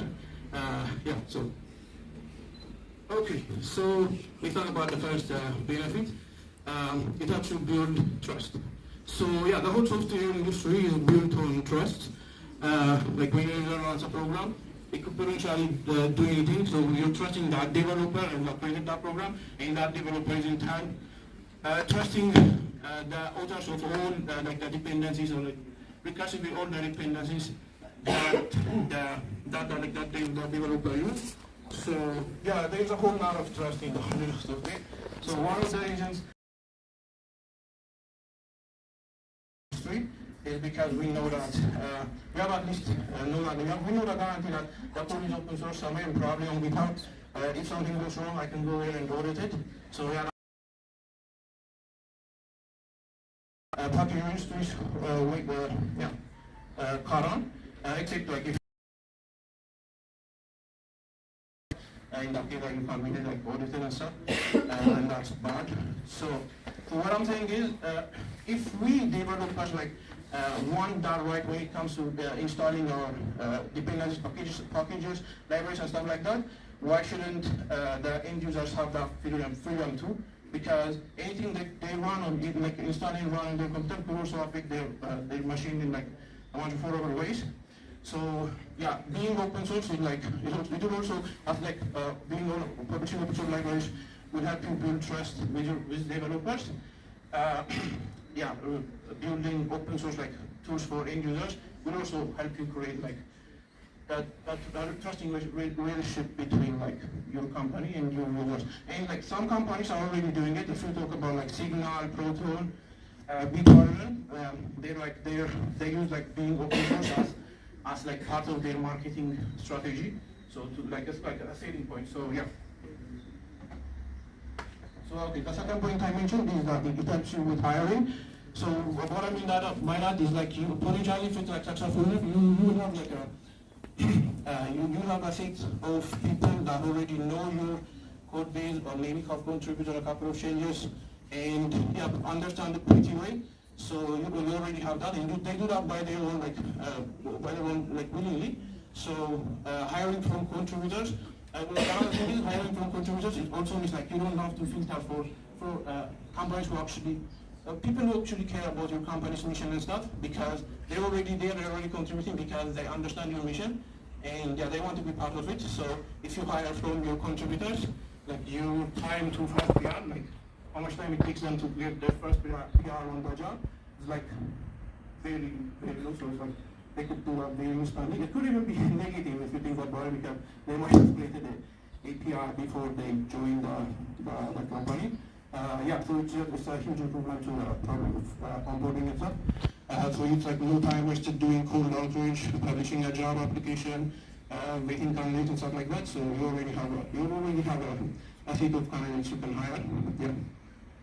Okay, so next. Yeah, so the other thing I think is it will help you maintain a clean code base. So I don't know, this is like an anecdotal evidence part of the thing. So in most of the companies like I've worked at, in projects I've looked at, if they are proprietary, probably their code quality is like, I don't know, 10 points or like 10 points lower, like lower than like if they had been open source software. So most open source software I've checked out like have like great tooling like formatting, maintaining, fact checking, extensive tests, CI/CD tooling, so you can know like when you're actually breaking stuff, when you open your PRs, and they have high level contributor documentation. Like every product is expected to have a contributing DMD5. And there's also like a real actual code waiting process. It's something that I just merging because you say you completed the task in your daily stand-up and stuff like that. Somebody will actually go over the PR and review it.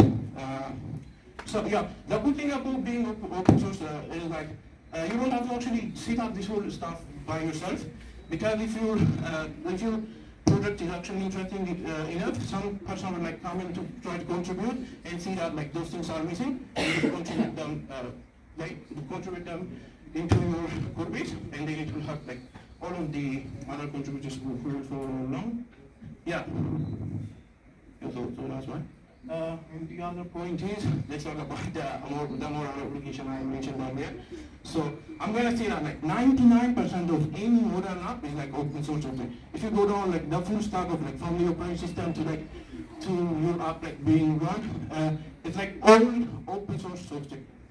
So our apps are built on like OSS frameworks that are built on OSS programming language that run on OSS operating systems, because I know everybody knows this stuff on Linux.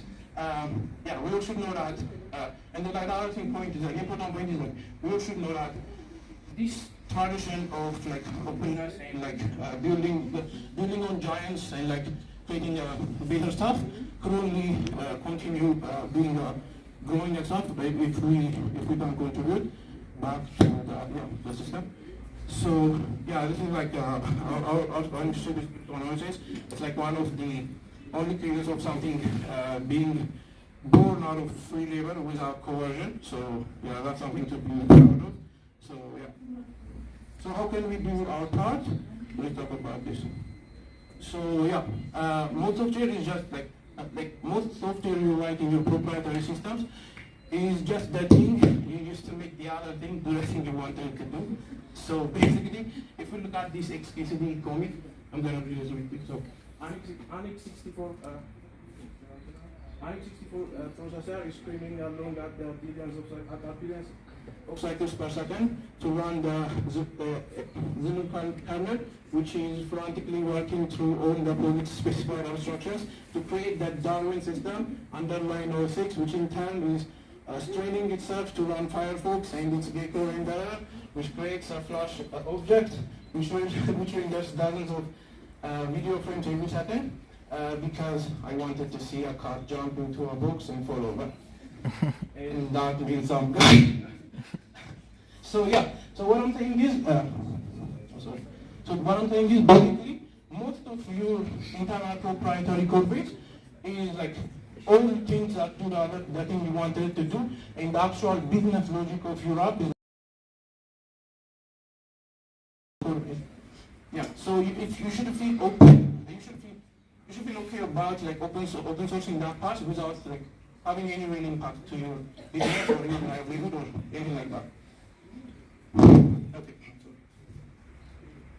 Yeah. Okay. So the other point is OSS contributions. The other example, the other dynamic.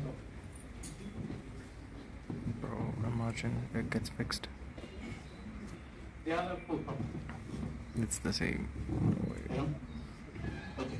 So the other point is that you will need to OSS contributions, and this is like what powers the whole system of OSS, and like the serendipity of like finding a tool you wanted to exist, maybe like finding out that something is missing out of it, and then and then contributing about that feature to that tool is like a whole cool idea. So this is the whole idea of process.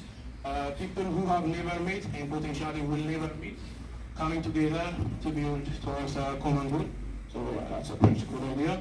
So if you talk about like a real example, for example, beta nodes, currently I checked before this talk, currently have like 575 individual contributors. So it's safe to say that beta root won't be at the place where it is today if it were not for all these 575 individuals who decided to contribute to beta root. So this is like a unique and precious phenomena. We all should be honored by this. Okay, this is kind of like a joke one, but I kind of like really mean it. So yeah, like so basically the premise is, since open source software code is public, developers are more conscious about their code in analysis context compared to their code in a proprietary context. So make your code open source and get like an automatic code quality boost by dumping into the Shameforce. So yeah, I always like, the reason I say it is like I always thought like most people have like more public repositories compared to private repositories, but I've recently found out like most people have like more private repositories than public repositories. So that kind of shows you that like if they're not proud about like the code they wrote, they won't really want to make it public. So yeah, so these are like the reasons why I think you should like consider creating a analysis company or like slowly transitioning your current company to having like more open source software traits. So now let's get into. So the first case study we're going to talk about is Namaya 3. It's like open source company. Everything they do is open source. So yeah, let's talk about it. So yeah, if you guys don't know about them, Namaya 3 is like a ride-hailing app in India. They call themselves an open mobility platform. They only like being called a ride-hailing app. The problem they're trying to solve is that with ride-hailing providers, those drivers and conductors feel like they are being exploited. But like the users are paying more money for like the same service, and like the drivers are not getting they're not getting paid as much. So yeah, this made like both parties angry, and like the only like a party in this like transaction that's happening like Uber and like the other ride-hailing companies. So they decided to solve this by so they opened that policy. It's meant to build trust between like drivers and passengers and themselves. So this openness policy doesn't pertain only to source code. That's like the good part about this company. They also publish all of their data publicly to further ensure like no funny business is happening, so that everyone like trusts the codes they're getting and stuff. So yeah, their unique business model is like, and then they come up with like a unique business model, and that is like they don't charge like for like a commission for every trip, like a percentage. They instead ask the drivers to pay a flat fee per day. So that's what they use to power their company. That's what they thought. That's different source of revenue. So let's talk about their. And then by the way, the subscription fee is like very small. I did the conversion, it's like around like 50 TBD per day. So that's what they need to pay to get like to do like a bunch of trips per day. That's what the drivers need to pay. Okay, so yeah, what's like the open source software part of the Namaya openness project? So in order to build trust, all of this software is open source, from server configurations to their front-end code. I mean, every single thing is open source. Since they partnered with like a drivers union when they were building the app, the drivers union kind of like they want to trust like they want to make sure like the drivers they wanted to make the drivers union know that they're exactly creating the system like they agreed upon. So like having that open source means that the drivers union can employ third-party auditors to verify the code that the code works as expected.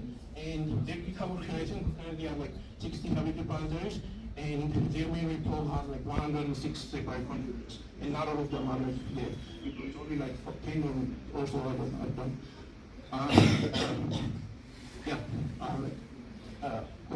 The information of the company. So it's like imagine like being an Indian like developer and stuff. You like get up one morning and try to use like the Namaya app to get a ride and stuff. and then you see like a bug that annoys you, and then later on night you go home and like submit a patch to the Namaya tree, and then you fix that to you for yourself and like for the whole for the whole people people of India. So I use public relations with an AGPL license, so yeah, it's like a fully permissive license. And then the open data part in this, they actually have an open data portal on their website. Not only is their source code open, but the data is also open. So in order to build further just among drivers and passengers, they have all of their data about rides publicly available on their website. Anyone can see the number of trips happening per day, and anyone can see how much money is being transacted. So it has already meticulously on that board. If you look back at Twitter like a year ago or something, people are already accepted like that. These hotel providers have won, and like the next JS standard documentation was like recommending people start with Cloud something like that. So yeah, like a year ago the buttons looked like it had been lost, but then the link came back out. So yeah, and then even though like the force to provide adoption was growing, there was a feeling of unease. Most of them obviously weren't happy about giving away their data. People also annoyed by the being able to put joins and stuff. Then it makes you curious, very slow. So people are angry about that. And like someone mentioned about JS were like the contribution to those projects were like slowing down.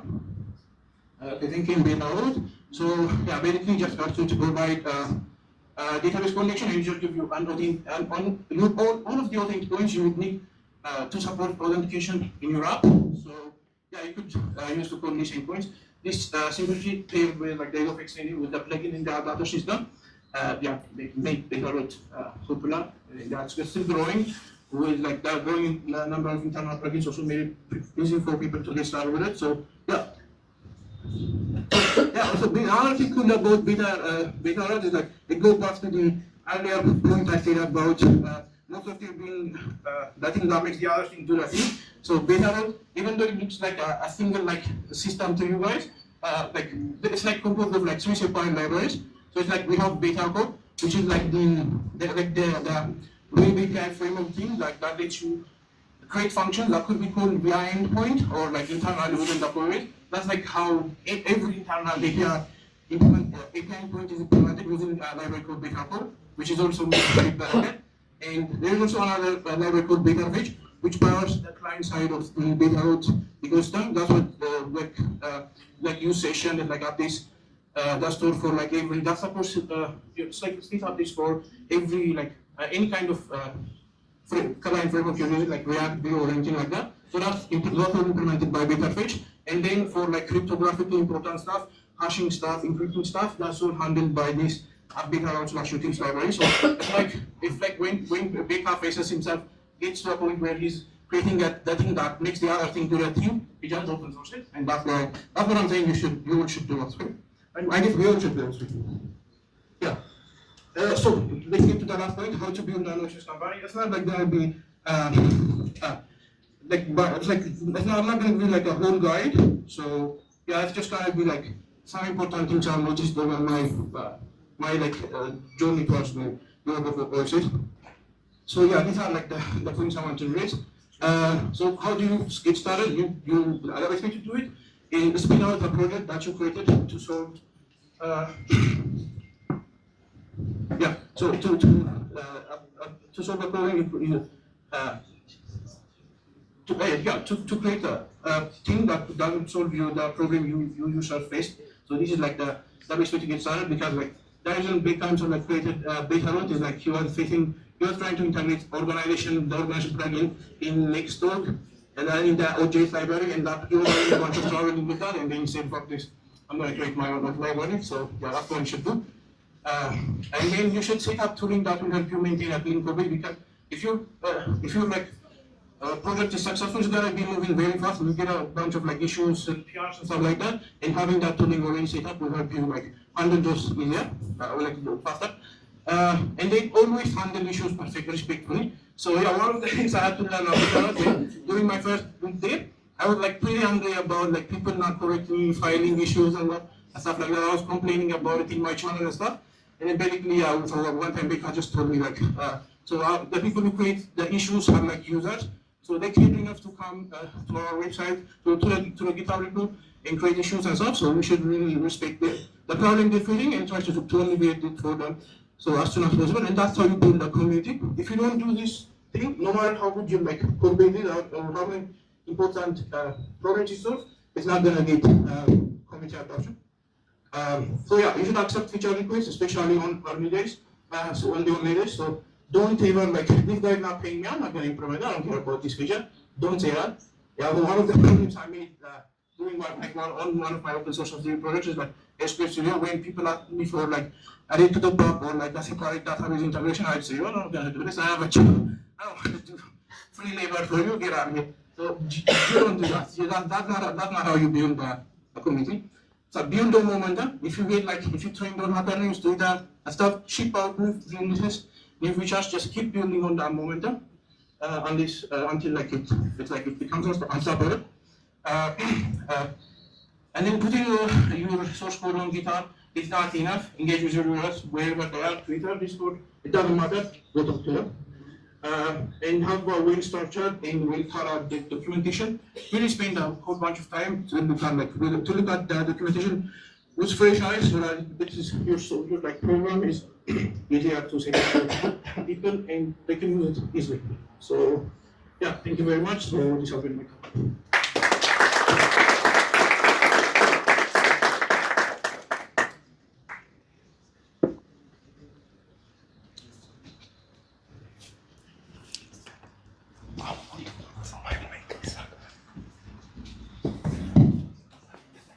Okay, I hope you got. Oh, Guys, is someone from me? Okay.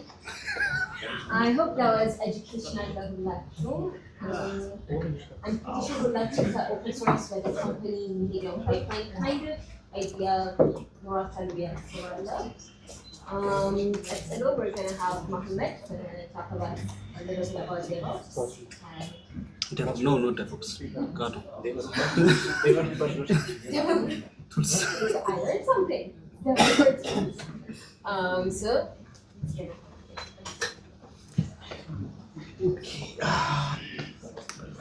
Hey everyone, did you say someone? Awesome. Okay, so my name is Mohammed Ibrahim. You might know me on Telegram as Donuts. So I'm the resource guy. So I'm gonna spam you with a bunch of resources. Does that doesn't work? Okay. So አንደኛው ትልቁ ነገር ምንድነው? Hackathon ላይ ፕሮጀክቱን ሲጀምር there is a big issue. Is choosing your dev tools. So you can choose a bunch of tools. You can choose your backend framework, front-end framework, the API layer, Axios page. Now, are you actually using the correct dev tools? So let's see. So you can roll your own everything. So rolling your own everything, you can roll your own auth. You can roll your own background service, AI integration, scraping, code review, AI hosting, everything. Good. Let me tell you, product actually መስራት ሳይሆን ሌላ like NPM package ነው የሰራችሁ የምትሉት ማለት ነው። Because now like auth ሲባል ቤተሮት አለ background service, a bunch of things. So like simple to do list የምትሰሩ ከሆነ sure, it's simple. ግን actual production grade system የምትጠቀሙ ከሆነ rolling out your own everything is the dumbest decision you can ever do. And we'll see why. Okay, so let's start with the first one, picking your auth. So this is a little diagram I prepared for you. So authachum ስትመርጡ there are 4 things. So there's manage everything on your own. Let's kind of help you because we got you bro alu እና ደግሞ pay me for signing them up. So ቤተሮት ከመምጣቱ በፊት all of us what we used to do is ፓስወርድ አለ ፓስወርዱን ሃሽ እናደርጋለን ዳታቤዝ ውስጥ እናስገባለን ፌች በቃ አለ ባይክ አይ ሃሽ ታደርጋላችሁ ታስባል ሶ በቃ ቤዚክ ዳታቤዝ ሴትአፕ አለ ባይክሪፕት አለ ሃሽ ታደርጋለህ ስቶር ታደርጋለህ የራሳችሁን API ትሰራላችሁ what's the next thing እሺ let's do so projects እንሰራኛ we used to do first እንደዚህ ነው ይሄድ ነው like ከዚህ ጀመረን እንደዚህ መጣን እንደዚህ ሄደን እንደዚህ so we used to do that ከዛ we went to passport.js and auth.js auth.js ብዙ መናገራችን ነው ቤተሮት ስለሆነ but auth.js was a pain passport.js it doesn't allow you ብዙ ነገሮች it gives you the building blocks ግን it doesn't give you most things አይሰጣችሁም still የራሳችሁ ነገር ሰራላችሁ ከዛ በኋላ we have clerk እና kindeo so እነዚህ ምንድነው የሚያደርጉት they give you like some amount of like signs ይሰጣችኋል ከዛ ላይ you pay The Jammari project for side project, this is amazing. When you want to scale, this is a nightmare because either you have a half-baked payment system, they don't really work, or you're going to have to eventually pay taragalat, we're going to have to like rewrite it from scratch. Because now comes the I got you go beta. So beta was it gives you almost anything for free. Actually, everything for free. Because it has a lot of providers, more than like auth.js, passport.js, even more than like Kindia Utras Kalacho, I want to.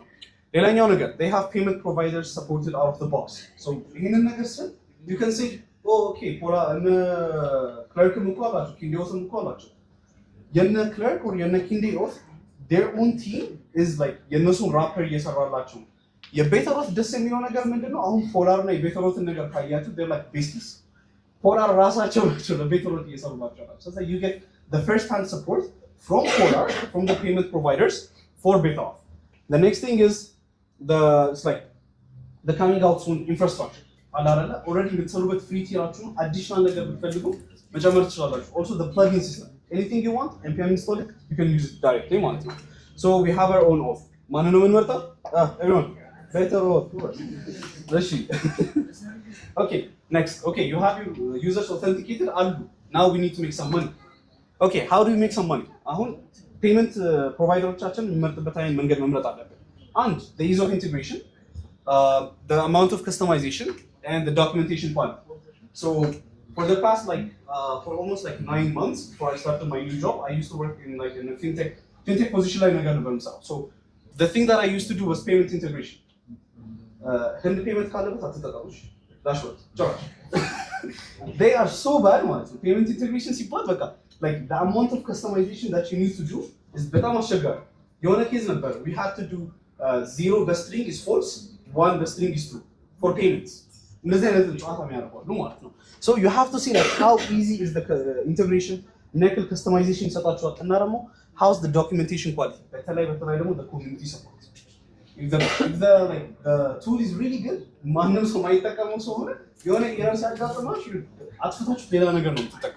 so you have Polar, you have Stripe, you have Dodo Payments, and you have Chapa. Ethiopia payment the only option you have is Chapa. Good. And personally, I recommend you to use Polar. But if you want to monetize Polar is really simple. Like all you need is your CBE bank account, and tell them what you're building. They're going to accept you. Dodo Payments is actually really, really good. They have support framework dependencies. Stripe, we all know Stripe. Okay. And let's go. Okay, so you have your payments, you have your authenticated users. Again, does it have AI though? I think you German video like blinders like AI. AI I want to say master CCTV camera AI Ethiopia company right. So that does it have AI? So AI you need to use package. You can say I actually use OpenAI SDK. That is the dumbest decision to make. Because OpenAI SDK is good. You have to think about streaming your texts. Chat-like interface. Streaming object parse. So if you try parsing JSON out, the normal content is good luck. Like yandandum pattern, like parser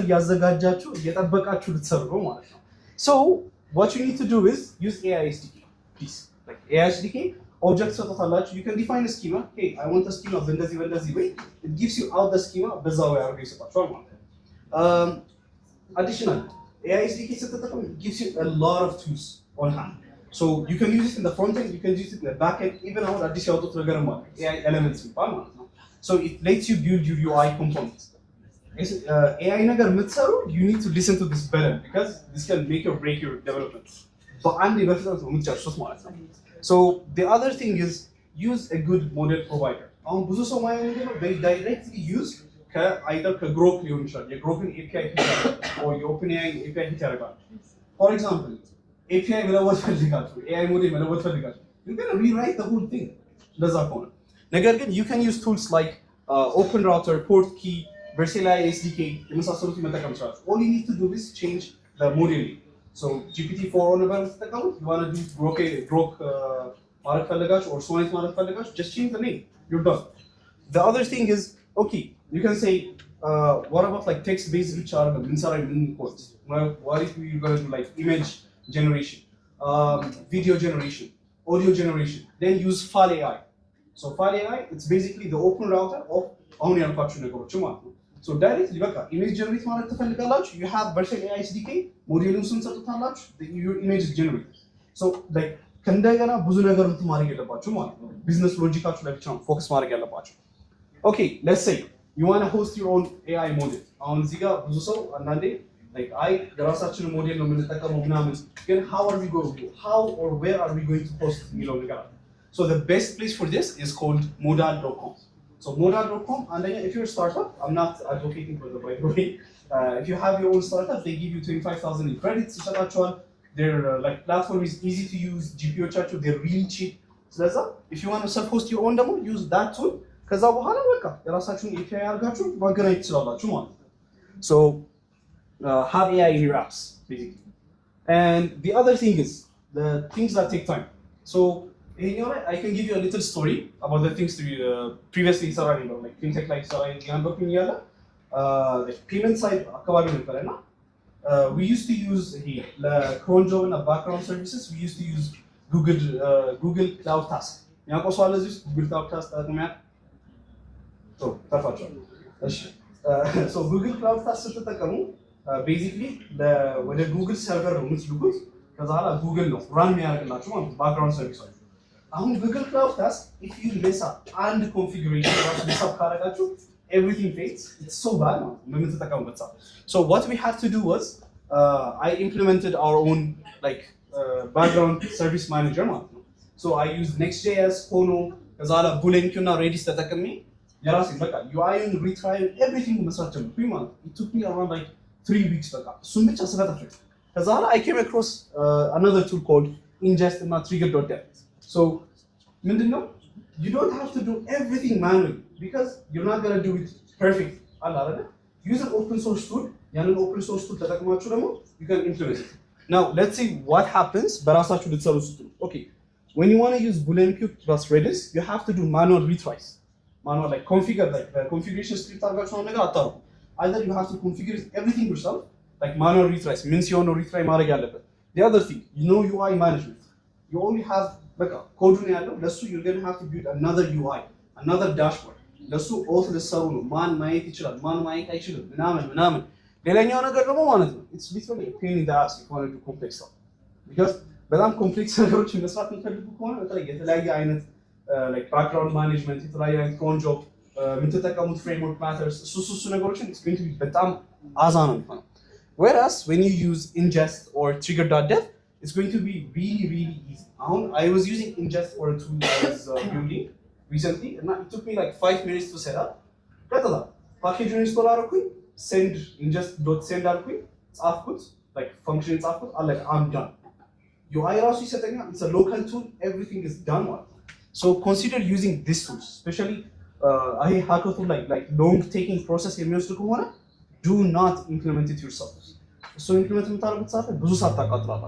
So use ingest, use trigger.dev. Okay. With AI code comes AI slope. Okay, is this code this is an actual code I used to work at. So this is what we call it context tree.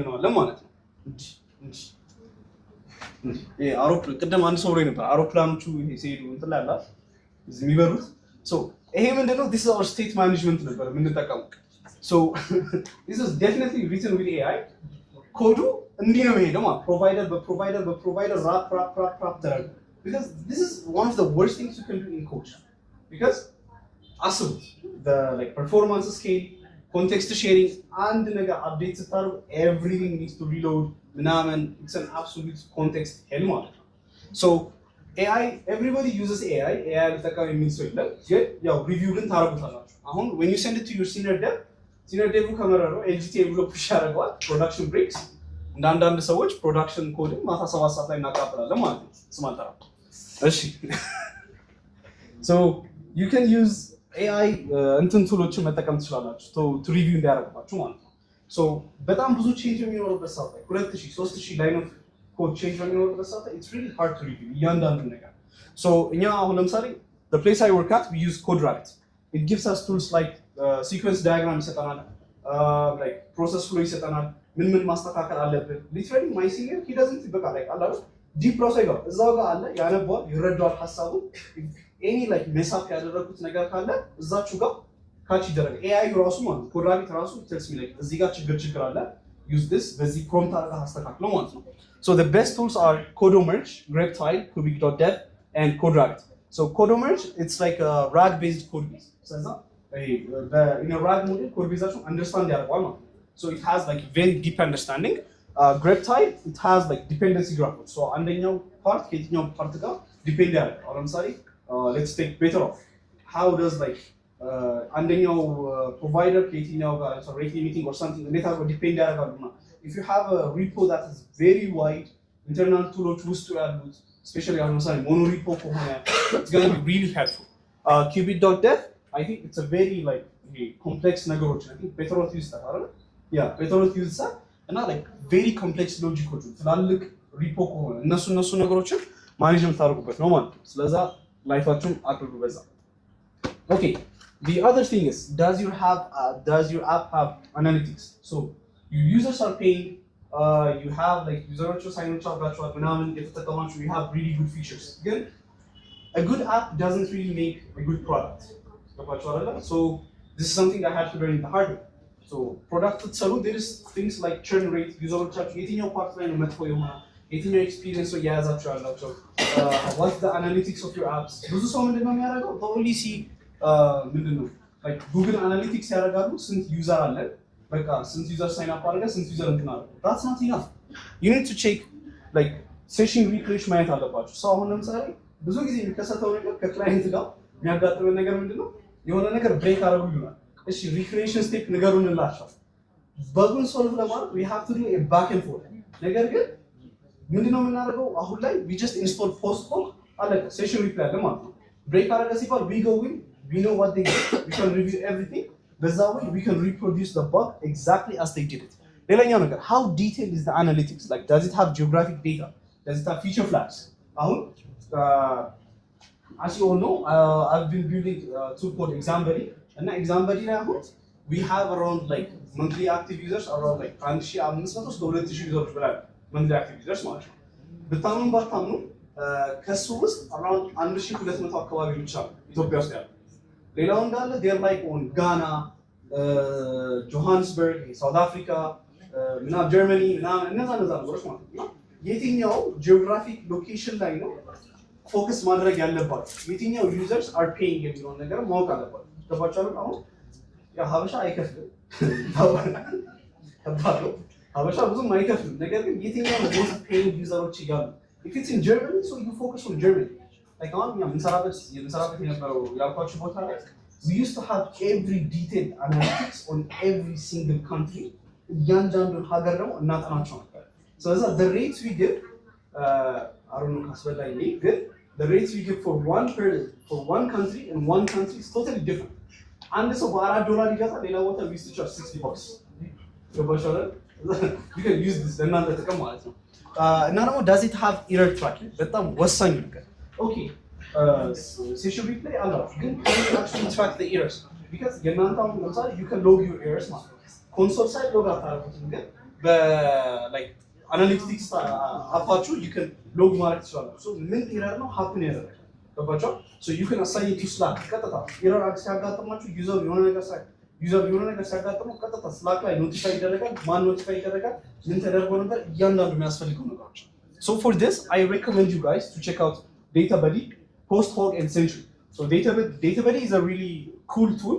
It's a new coming tool on production. It's really good. In our production for our clients, for my tools, everything I use Post Hoc, which is absolutely insane one. And now they're free till almost it's literally free. Imagine limited data. And I used it for a client who had like something what 400,000 or 500,000 users per month. እና we couldn't even hit the limit. Even upgrade ስናደርግ ራሱ ወደ ፔቲ upgrade አደረግን ግን ወደ ፔቲ ራሱ ስንገባ it gave us so much that it was really good. So think about it. Okay, now comes the big part. አሁን እዚህ ጋር scraping የሚሰራ ሰው አለ ፕሮጀክታችሁ ላይ ማትሰሩ ከሆነ ጥሩ። Okay, so your apps need data. አሁን ዴታችሁን እንዴት ነው የምታገኙት? Mostly you don't have like open source data ላይኖራችሁ ይችላል if you wanted to find something. So what you're going to resort to is scraping. So there are three alternatives what you can do.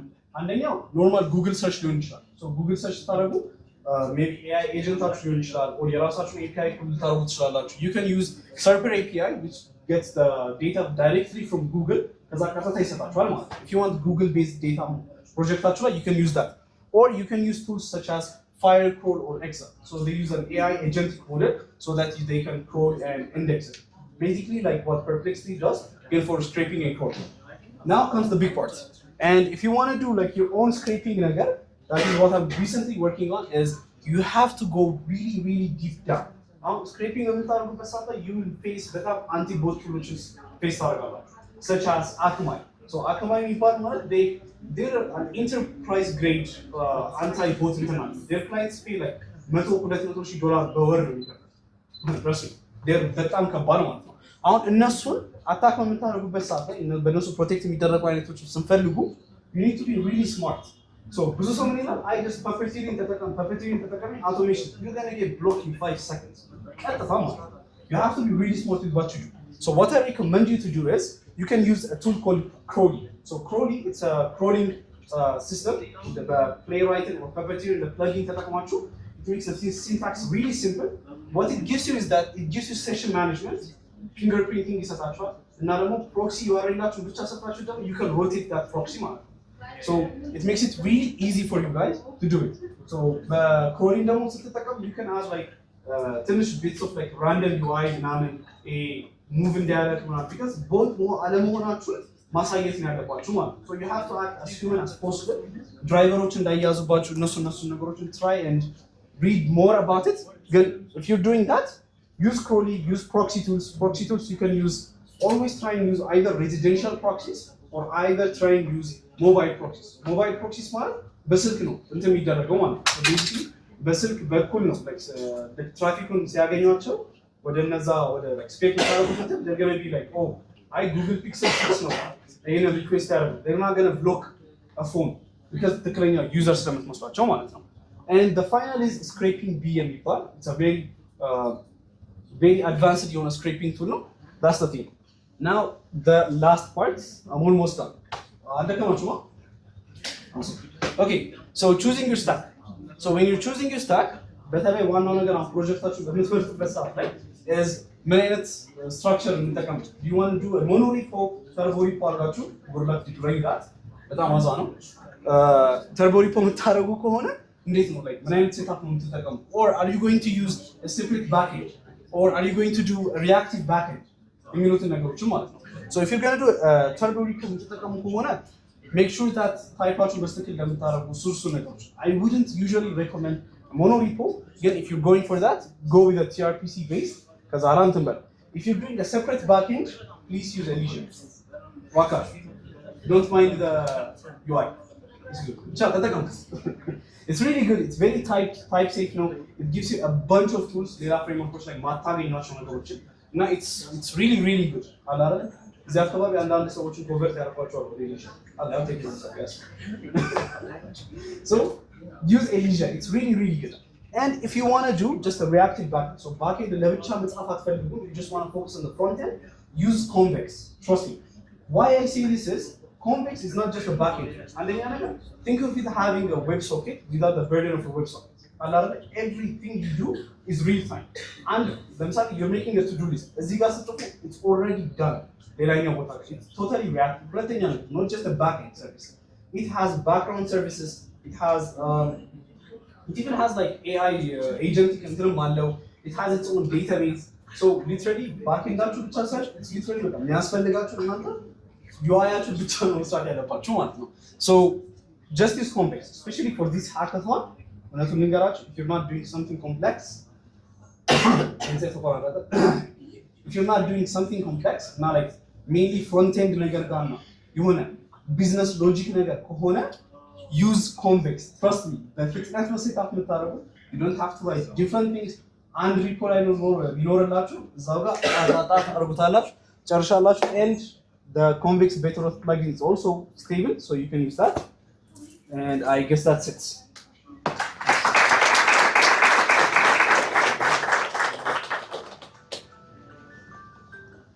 No, there's something not bad. You guys like it? So next we're gonna have a little Q&A. So better heads, Mohammed and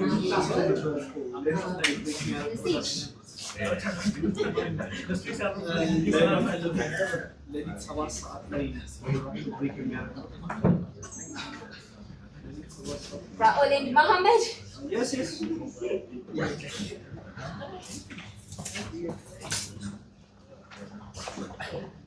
Okay guys, so rapid fire naman na go. So question pala people, raise your hands.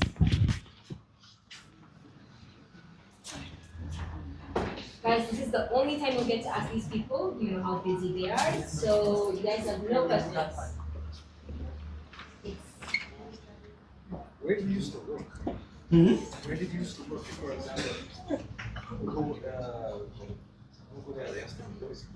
የትኛው ፋር Where did you used to work? Where did you used to work? What indeed? So the company has 37 names. በእርግጠኝነት በማታውቁት ልበልና ኩሽኪ ፓንተን አለኝ you can find it. I can't say like I'm an MBA but if you have another question like if I like እንደዚህ ያስፈልጉክ ማንበብ Indians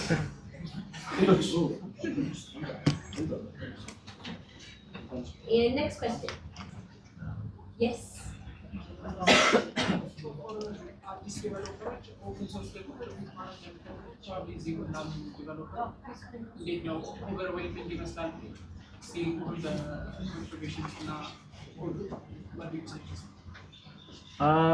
Yeah, I guess if you really wanted, to order something, I don't know, you wouldn't feel overwhelmed. I guess if you are feeling overwhelmed, you don't have to, yes, or ሌላ open source project ላይ contribute ማድረግ አይጠበቅብም።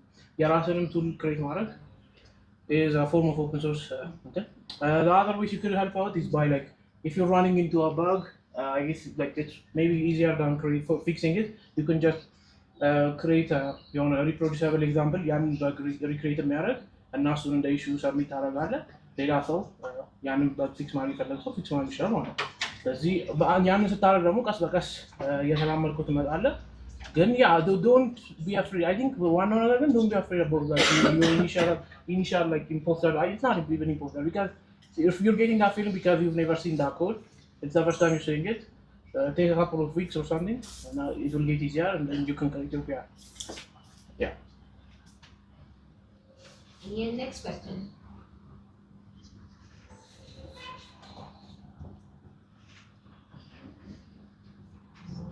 Okay. Yes. ስታርት ለማድረግ ስፔሻሊ ኢንዲቪዥዋሊ አንድ ፕሮጀክት ወሰድ ክላይንት አለ ዩአን ፕሮዳክት ዲዛይን ለማድረግ ስሪሊ በጣም ቻሌንጂንግ እና አድካሚ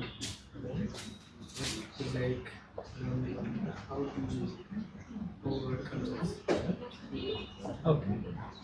እኛው ላይ ስንመጣ እንዴት ነው አክቹዋሊ ዲዛይን የማድረግ ያቦት ከሌለ ብዙ ቱሎች አሉ። አይ ቲንክ ያንን ነገር ኢቭን ፊግማ ላይ አዲስ የወጣቱ ነውና እዛ ላይ ጀስት ሀሳብን ትነግረዋለህ ሙሉ ስትራክቸሩ ሰርቶ ይሰጣል ማለት ነው። ኢቭን ኤክስፖርት ማድረግ ትችላለህ። አይ ቲንክ ሪያክት ላይ መሰለኝ እነሱን ፊግማ ሜክ መጠቀም ትችላለህ። ሌላ ደግሞ የቨርሰል ላይ ማለት ነው ቢ0 አይ ቲንክ ያ እሱንም የምትሞክረው ዲዛይኒንግ ስኪል ሙሉ እንትኑን ይሰጣል። የሆነ ፓርቱን አንተ ኮምፒውተር ማድረግ ትችላለህ፣ ግን እንደዛ መጠቀም ትችላለህ። ፊግማ ሜክ እና ጊዜ ነው።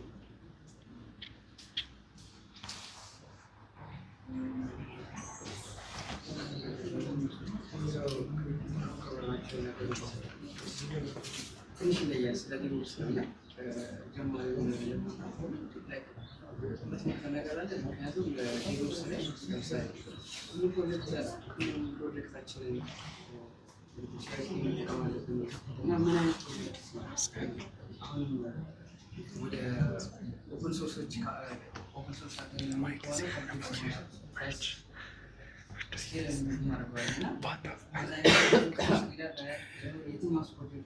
That guy looks like Pika. God damn. Chat is that Pika. Yeah. So on the project itself, everything might not scale. Good. Always have the idea that it might scale. So scale አያደርግም ብላችሁ ማይሆን አይነት ነገር አታውቁ። CI/CD ሲባል it's not only like deployment ብቻ ማለት ነው. It could also mean testing ሊሆን ይችላል። ስለዚህ አሁን ለምሳሌ internally ምን እንጠቀማለን እኛ አንድ CI/CD ቱላችን is የኮድ የሚጽፉት ሰዎች does it actually pass ቢልዶቹን ቴስቶቹን እነሱ ነገሮችን ፓስ ያደርጋሉ። ዲፕሎይመንት ኢንቫይሮንመንት ላይ ቢገባ would it actually be deployed? So እሱን ነገሮችን ቴስት እናደርጋለን ማለት ነው። ሌላኛው ነገር ደግሞ things such as ለምሳሌ እነ ሴንቸሪ እነ ፖስት ሆግን ስትጠቀሙ የሚጠቅማችሁ አሁን it's not only for analytics. አሁን ለምሳሌ let's say that QA team አላችሁ or አንድ ሰው QA የሚሰራ ሰው አለ ነው እየሰራው እያለ ኢረሩን ሪፕሮዲዩስ ማድረግ አስቸጋሪ ሊሆን ይችላል አንዳንዴ እና እንደዚህ አይነት ቱሎችን ስትጠቀሙ ኢረር ትራኪንግ within your own teamም ራሱን ለመጠቀም ያግዛችኋል ማለት ነው። እና CI/CD ብዙ ጊዜ ብዙ ሰው they complicated አለ አይደል ጄንኪንስ CI ምናምን እኔ አምናት ተጠቃሚያቸው የሚጠቀማቸውን ካምፓኒ ብዙም አይቻላቅም like GitHub Actions is ከበቂ ላይ አብዛኛው ነገሮች ማለት ነው።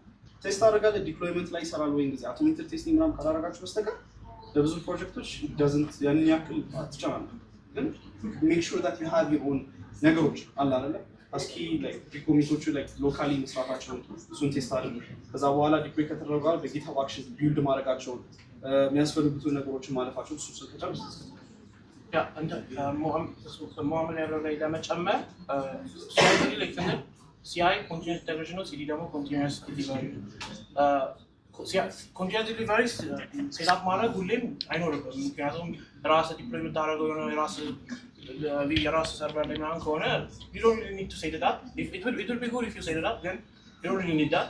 ግን continuous integration you really need that. ምክንያቱም you can't really trust it like one discord merge ስታደርግ or one discord accept ስታደርግ does it even work የሚለው ነው basically the idea of CI.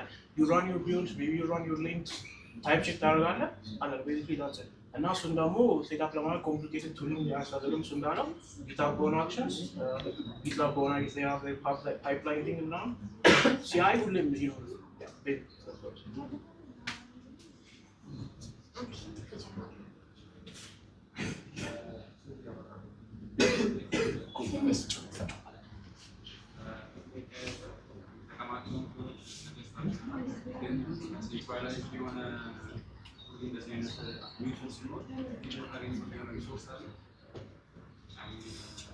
my channel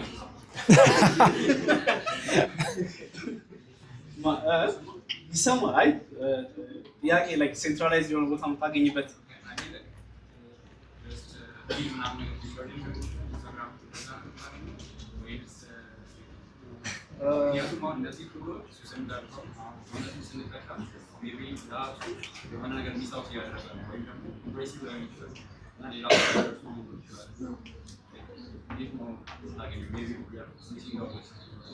Yeah, so the way I get my tools is በብዙ ስቃይ so በብዙ ስቃይ ስል ምንድነው I try a bunch of things like ብዙ ጊዜ ሰው የሚለኝ አንተ ቁጭ ብለህ አትቀመጥም ወይ ባንድ ነገር እና ምንድነው you have to try things አንድ ነገሮችን ለማወቅ ትዊተር ላይ ሬዲት daily.dev ዩቲዩብ ሰው ሲያወራ ኮሚኒቲ ከነሱ ነገሮች ላይ እና እኔ ደግሞ I'm really passionate about like የነገሮችን ኦልተርኔቲቭ ማለት አሁን ለምሳሌ if you tell me ይሄንን ቱል ተጠቀም ካልከኝ ኦኬ ለህና የሱን ኦልተርኔቲቭ ፈልጋለሁ ከዛ በኋላ like አወዳድራቸዋለሁ ምንድነው እና always አንድ ነገር like አንድ like ሰው ሁላ የሚጠቀመው ነገር ይኖራል there is always something better cheaper and definitely ደግሞ open source የሚሆን ነገር ስለዚህ as I said ከቻልክ like try and like recruit ለማድረግ አይደለም ግን ቻናሌን ጆይን ካደረግ I usually like post እንደዚህ አይነት ነገሮችን so that you can get the tools ግን መከታተል መቻል እሱ ነገር በጣም እንትን እና within the dev community ውስጥ በጣም አክቲቭ መሆን አለብን። especially Twitter እና Reddit እሱ ላይ Do I see any more questions? He's not turning this way. Yeah. He's not turning. Oh, እዚህ ጋር እዚህ ጋር let's go Okay, this question isn't for me, it's from the chat. They said, is SaaS profitable here in Ethiopia? SaaS, is it profitable in Ethiopia? ጥያቄው is SaaS profitable in Ethiopia? No.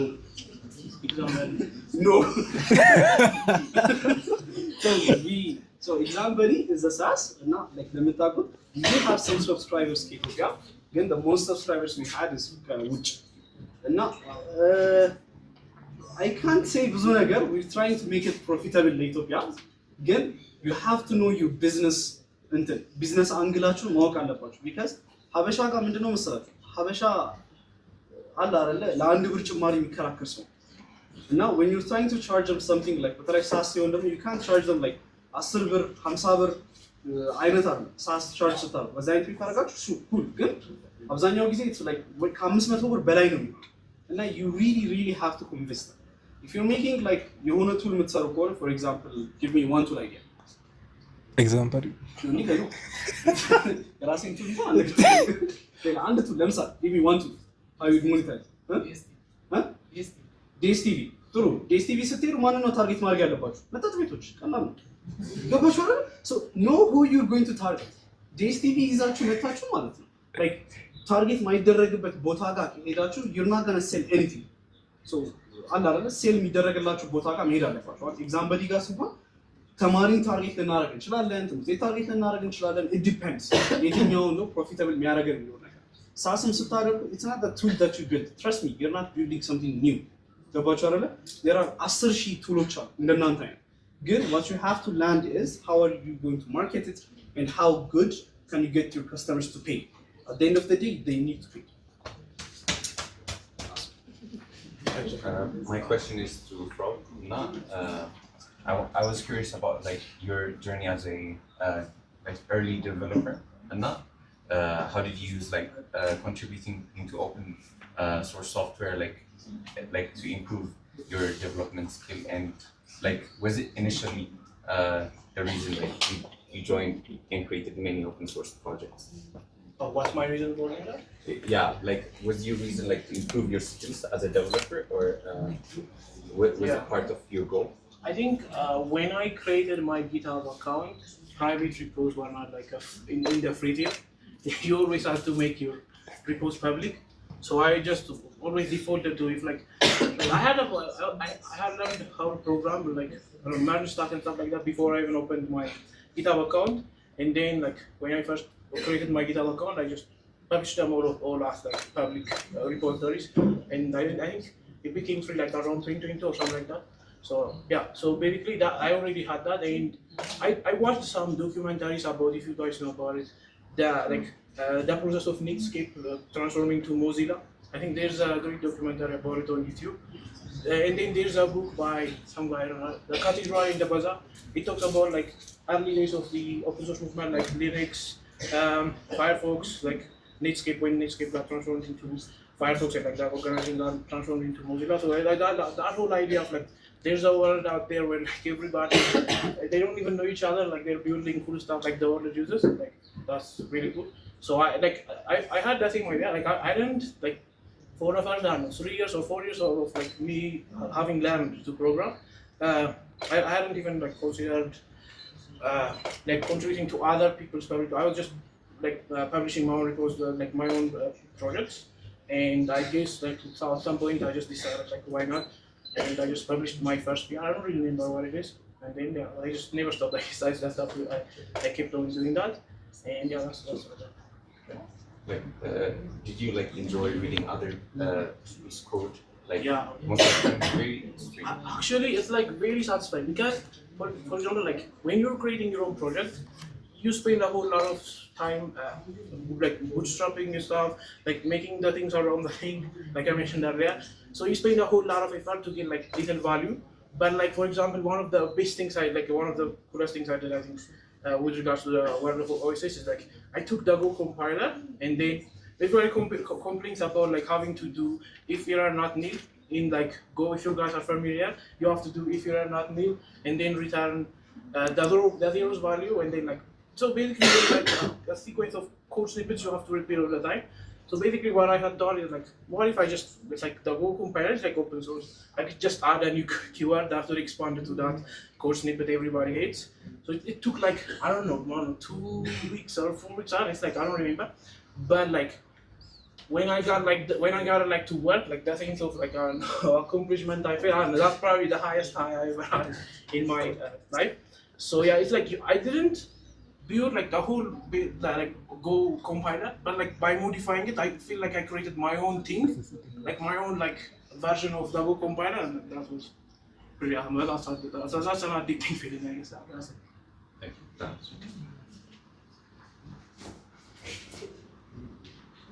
I think you guys are out of questions listening, so give them a round of applause. This one is for Barakat.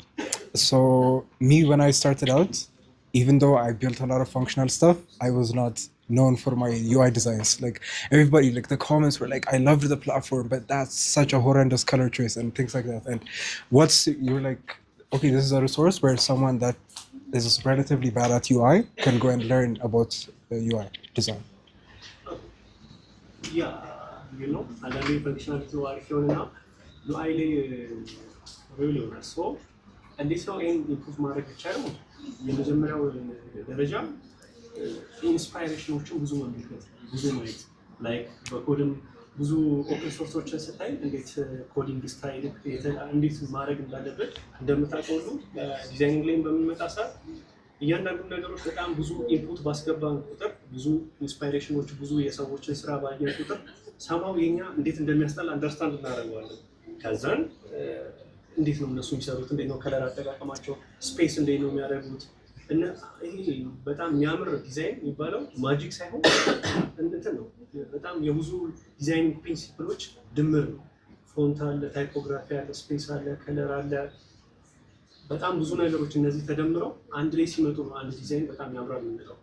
ሶ እኚህን ቤዚክ የምንላቸውን ስታፎች በቃ ኮንሲደር ማድረግ ለአቴንሽን ቱ ዲቴል እያንዳንዱ ነገር ለምንሰራው ነገር ዲቴል ሰጥተን መስራት ሶ ብዙ ኢንስፓይሬሽን ማየት also to add on this ማለት ነው። ዋናው ነገር ማድረግ ያለበት አንድ ሰው ዲዛይን ከማድረጉ በፊት is always look for inspirations because the first thing you shot is going to be shit. like በራሳችሁ እንስራ የምትሉ ከሆነ it's going to be really bad. እና check how other people are doing it. See the laws. አሁን ለምሳሌ the multiples of 4 የሚባል ነገር አለ።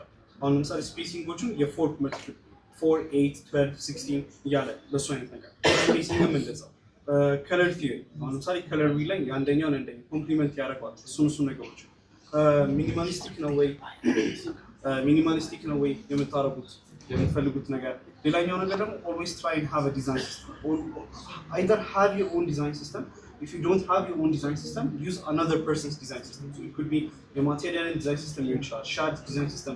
Actually, የራሳችሁ ነው የምታረጉት ግን የሻርድ ዲዛይን ሲስተም ተጠቀሙቻችሁ throughout የራሳችሁ አለ አይደል የተለያዩ ዲዛይን ሲስተም አለ explore that ከዛ በኋላ rinse and repeat and UI ብቻ ወስዳችሁ don't try and clone that. Have a bunch of UIs ከዛ በኋላ take የትኛው ነው ከዚህ ጥሩ የትኛው እንደዚህ ባረግ እያላችሁ ከጎን ተቆጣጣችሁ። All right. Next question is, can you describe vibe coding in one sentence without no explanation? I think it's for both Firaul and... You shit.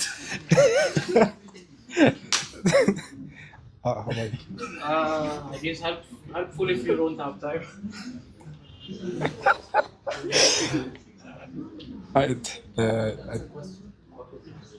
Explain vibe coding in one sentence. In one word or in one sentence? One sentence. One sentence. Pure shit.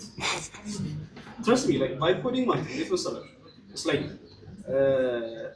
የሆነ እንዴት ነው የሚባለው ልጅ እያለን ይሄ ቃቃ ባለ ቃቃ ሚስት አለ አይደል ባል ሆናችሁ ይመስላችኋል You think it works, but it doesn't work on that. Actually, rewrite that's fine.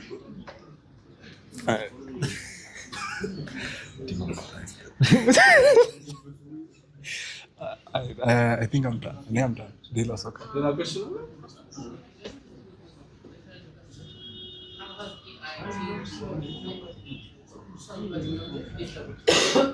The question is how AI has changed your work. So AI is like, it's really helpful, to be honest. It's not bad.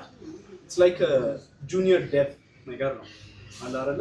If you tell it what it needs to do, boilerplate code ሊኖር ይችላል። ያንን boilerplate code እንዲጽፍላችሁ። So what I usually do with like cursor and stuff is መጀመሪያ ላይ I map out everything. I map out everything doesn't mean like using prompt ብቻ አይደለም። I map out everything. I see like የሚያስፈልጉትን ነገሮችን ራሴ ጽፍና ከዛ ኋላ የሚሰለቸኝ ፓርት አለ መጻፍ ማልወደው ሪፒትድ ነገሩ ማለት ነው። ከዛ አይቴል ይሄንን ከዚህ ቦታ ወስደህ እንደዚህ አድርገህ ላፍቱ ቬሪ ኤክስፕሊሲት ማለት እንደ ህፃን ልጅ እንደመናገር ነው። ልጄ ይሄን ወስደህ እዚህ ጋር ዛጋ አስቀምጠህ እንደዚህ ብለህ እና ተመለስ። እሺ እንደዛ ነው ነው።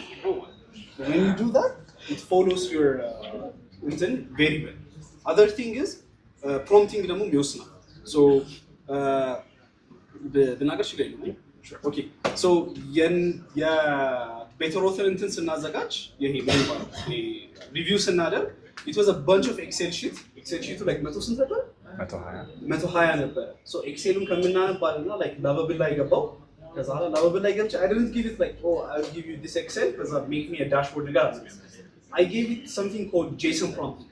So JSON prompting ምንድነው የምታደርገው? You tell every single thing in a JSON. So ለምሳሌ JSON ላይ ስትናገሩ እንዴት ነው ይሄ attribute እንደዚህ ይሄ attribute እንደዚህ አይደል? So UI ሲሆን እንደዚህ ይሆናል። The UI the color is monochromatic እንደዚህ ይሆናል። Font እንደዚህ ይሆናል። Functionalities እንደዚህ ይሆናል። ከዛ I am not kidding, using 2 shots it gave us a working dashboard. ኤክሴሉን አፕሎድ አደረግን። እዛ ላይ የሁላችንም ሰው እንትን መጣ። እዛ ላይ ነው ማኔጅ ያደረግነው ማለት ነው። ሬት እያደረግን ለራሳችን ኖት እያስቀመጠን አፕሩቭ ዲስአፕሩቭ እያደረግን ምናምን በዛ ነው። ሶ ኢትስ ሪሊ ሄልፕፉል ግን ናት እንደ ፕሮዳክት ሪሊስ አላደረገውም ግን ሚኒ ነገሮችን ለማለት ነው። Now I need to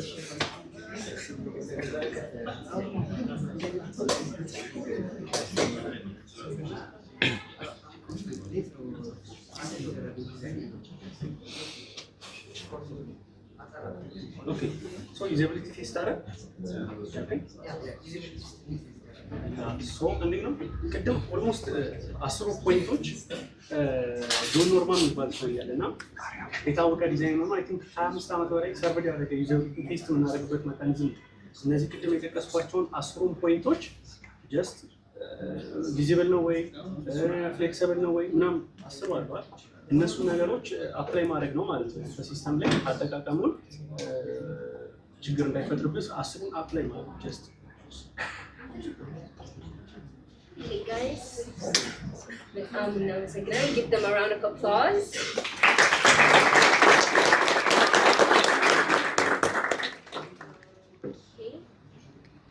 Okay, so Katalo, Kafish is going to come here and now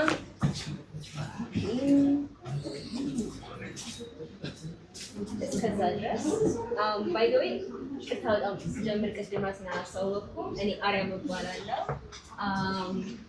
I am a little bit about me.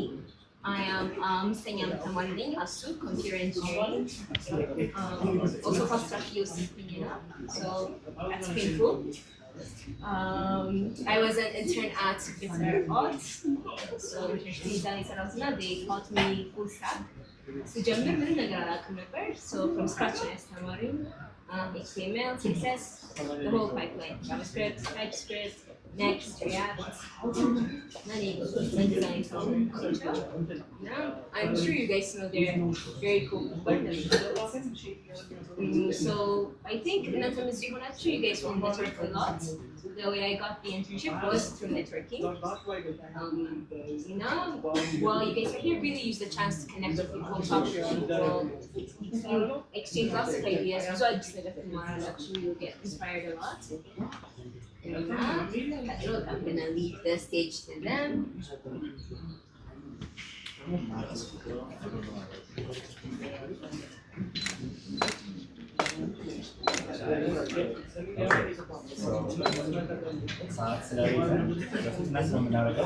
This is just an experience sharing the conversation and learning about artificial intelligence. We're going to talk about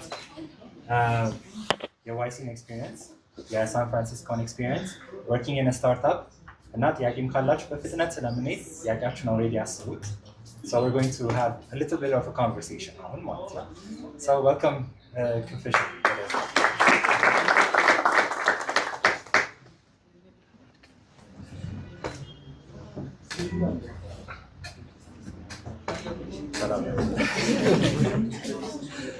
Okay.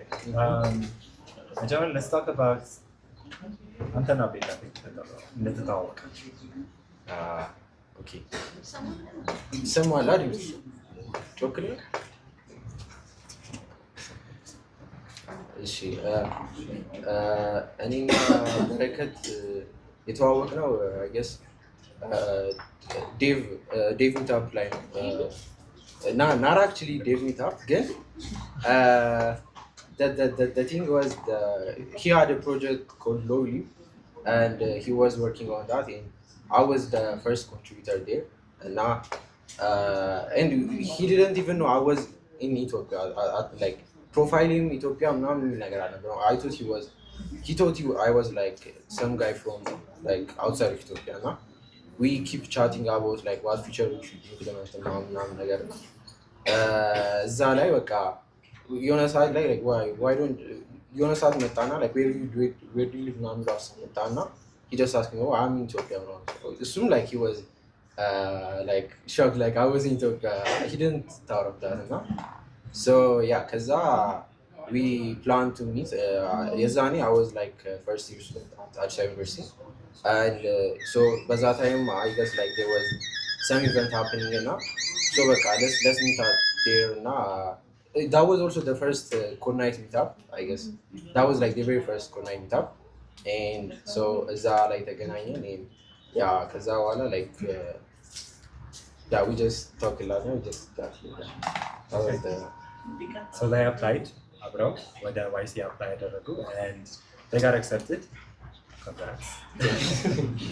So all of this happened የዛሬ ዓመት ዛሬ እያከበርን ያለ ነው አንደኛ ዓመት ነው okay ነገ እያከበርን ነው so how was San Francisco? What was your experience there?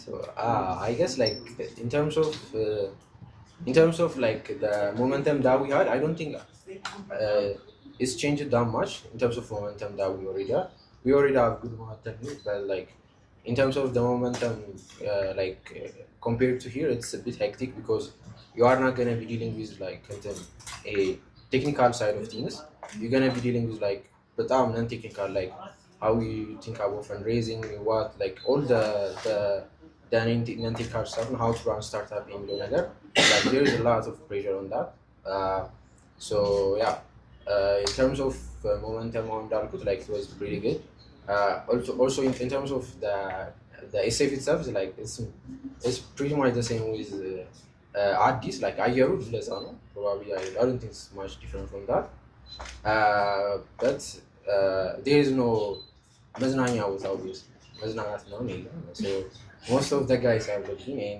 my experience was like from SF was not like that much I was like more of going to the YC office and stuff like that so it's pretty much near እኛ ከምንኖርበት አጠገብ near ስለነበረ I didn't get to explore like place ነገር ግን all the environment all the things are pretty much the same here except like until the art card except like you do networking like ሌሎች ሰዎች or the same startup at the same batch ላይ ያላችሁ ምናምን ነገር and yeah I guess in terms of that's pretty much this. Awesome. What about the YC staff, the YC experience? How was it and how did it help you guys? YC did help obviously I guess the main thing, like one thing I was, the main thing that YC is helping, what I would say is like, if you don't have a product market fit, like that's the place that you gotta actually need with YC. Like they're gonna severely work on you like to find your product market fit. But for us, like I wouldn't say like there was like much helpful compared to the others, but they are also helpful because like for us, like we already found like our product market fit and it was working, and it was all of the commercialized or enterprise providers already been doing that. Let's say Oracle is out there, they are working for enterprise customers and like they are also generating a large amount of revenue. So it's also proven thing. So there's there's nothing that we should be working on that. But beside having the mindset of the business, how we should execute all the monetization things and like how we should plan for launching even like the infrastructure and stuff like that. And they definitely shape a lot of things in terms of that, and also how we should do valuations and all the non-technical stuff that you have to deal with. So they are pretty much helpful, and they also bring you guys an opportunity to network with a lot of investors. Like literally, like Sam Altman, if you guys know, he was also in person there. Like they were not only them, but like a lot of people who you actually look up. They just provide like direct one-on-one contact with them. So they are really helpful, and I recommend everyone, like if you guys have solid idea and if you guys think this could be like a thing, you guys should definitely apply. So, yeah. Awesome, awesome. Better out to Sarah on the library itself or the company. What was the most difficult part? Uh, I don't think like it's የሆነ standout የሚያደርግ ነገር አለ ብዬ all of the things are equally challenging, like I would say, because I don't think like I can. It depends, like because like our goal is not like የሆነ Jira based ነገር አለ. We just go to issues and we just see the feature request and we just did that. እና all of the time, like you might not have like a feature request, you might be getting some fix, but like that fix also could be a lot challenging than the feature, and at the same time the feature could be a lot challenging than the fix, and so it's like the combination of fix and feature. So I would say like most of our time we spend with like spending on the feature and spending on the fix, and besides that, for the infrastructure we are also experimenting a lot of things. Like we are trying to experiment on a lot of infrastructure and like having a lot of supporting stuff like that. So probably I could say like all of them are quite challenging, but yeah, most of them are like trying out new things and experimenting things. Awesome, awesome. A lot of people look up to you and I admire everything that you're doing, and I also think you're doing amazing. So yeah, on behalf of everyone, we thank you for this. You're awesome. He's actually a really great guy. Very humble. I missed him. Again, he's very humble. Better out since Lalitu Mulu, like on call one and Sarah. He's very helpful, like you're a very awesome person. If anyone has any questions, YC, better out, anything personal, now is the time. Total no totally I can't trust, but it's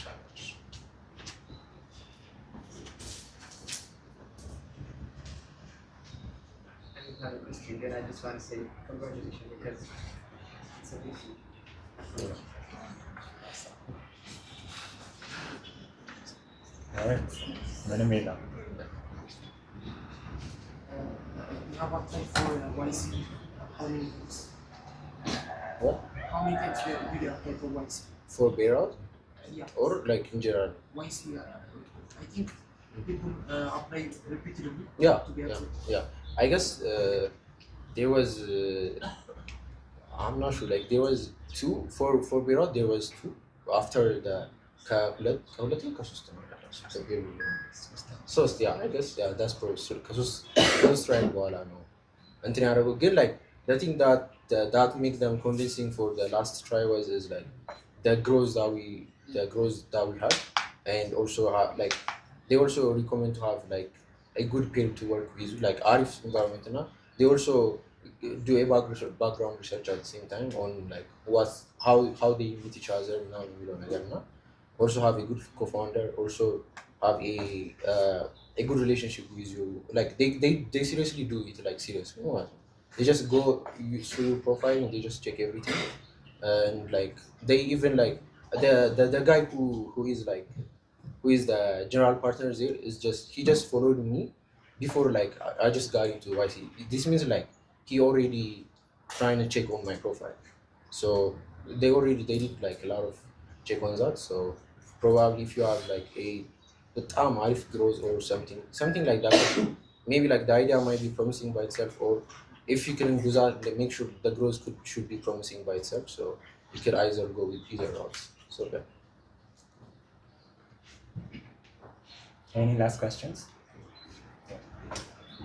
So you said one of the things they check is who your co-founder is and your compatibility. What do you think is a good criteria when looking for a co-founder? I guess most of them like they didn't ask us like the specific thing about like our skill, but like they really ask how you guys socially like operate together. Like they really care about it, because like once in the startup journey, I guess everything is not gonna be comfortable as you. So once you are together, you guys gonna live together. Like it's just like in the Barnum. You gotta get not actually. No. So like you guys have to be better like socially, business route, better socially. It doesn't matter how technical he or like their peer is like. If they didn't like, if that guy has weird things or something, that could like potentially start itself. So primarily, I should say socially, like you guys should relate to each other business route. That would be a good factor. Any last questions? Sure. First off, congratulations. You created a really great thing. Congratulations. My question is, it kind of looks like you say like TypeScript, JavaScript system. So you should consider the happy path developer. Can you explain more of that, like the happy path?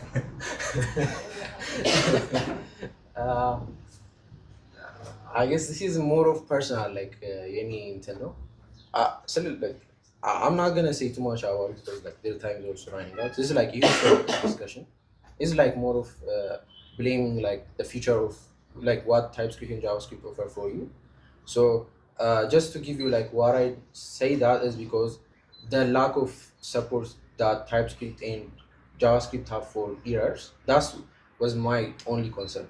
They don't have like that great support on errors, how you deal with errors. So and it's like there is nothing else. Like you have try and catch and that's so you can say that there are a lot of wrappers like, but like there is no fundamental things. You can see TS 36 or something. There is a proposal, like you can see there is a GitHub repo dedicated for accepting proposals that include the JavaScript ecosystem.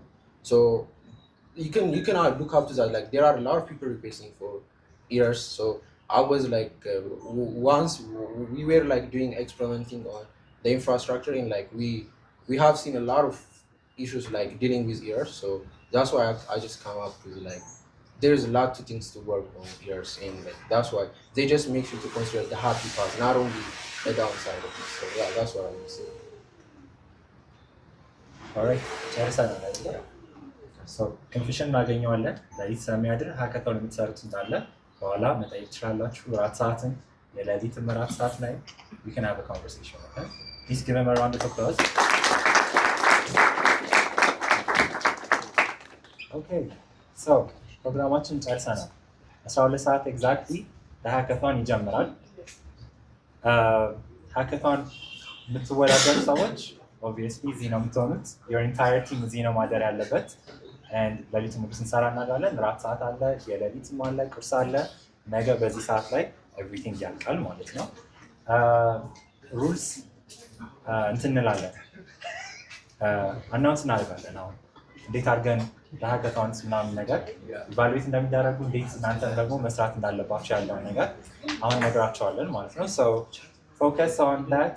12 ሰዓት ነው የሚጀምረው። እስከዛ ድረስ እኛ ቶሎ እንጨራርስና ከሰዎች ጋር ከጌስቶች ጋር ኔትወርክ ማለት ትችላላችሁ ማለት ነው። So Mohammed, can you come? Mohammed, yes.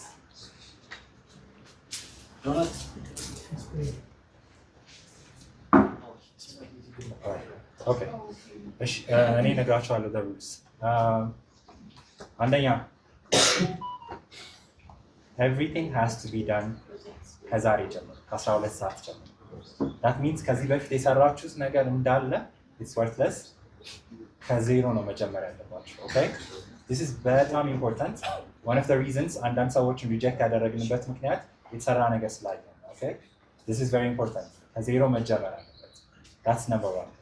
number 2 በየ4 ሰዓቱ ኮሚት መደረግ አለበት። okay whatever you do በየ4 ሰዓቱ ኮሚት ማድረግ አለባችሁ። ከዛ በኋላ at every 4 hours የመጣችሁ to one of the organizers የሰራችሁትን በዛ 4 ሰዓት ታሳዩናላችሁ። that means ለምሳሌ ከ12 ሰዓት እስከ 4 ሰዓት ያለውን ነገር you will have to show us. so if there is a dramatic change we can kind of sense something. ገባችሁ አይደለ? ስለዚህ በየ4 ሰዓቱ ኮሚት መደረግ አለበት። በተከታታይ ለሁለት ጊዜ ኮሚት ያላደረገ ሰው that's disqualified. okay rule number 3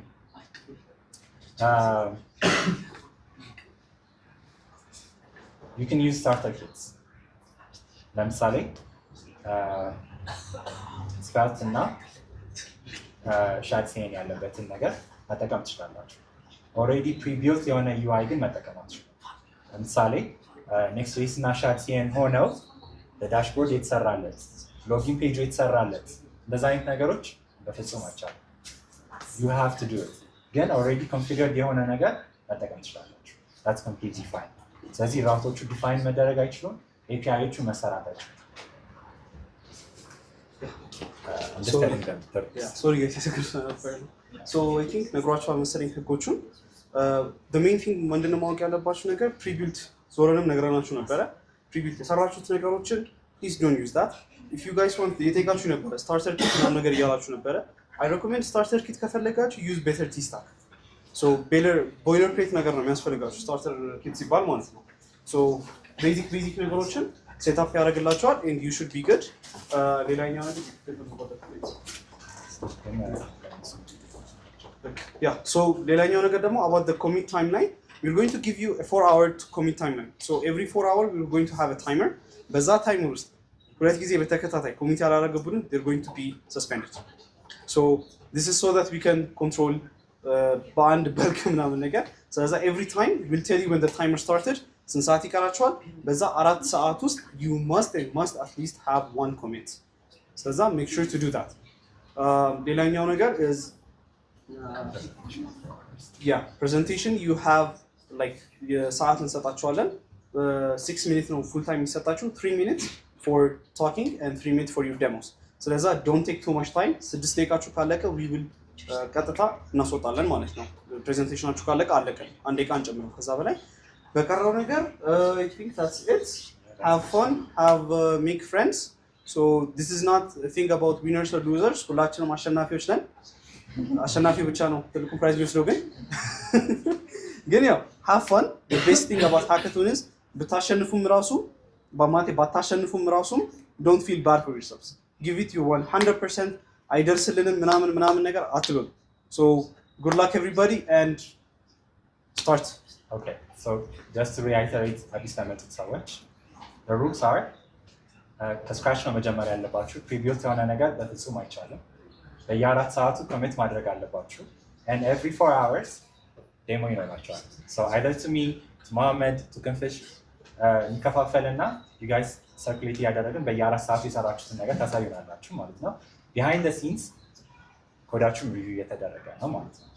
the other thing open source መሆን አለበት. that's one thing we forgot. completely open source መደረግ አለበት your project obviously.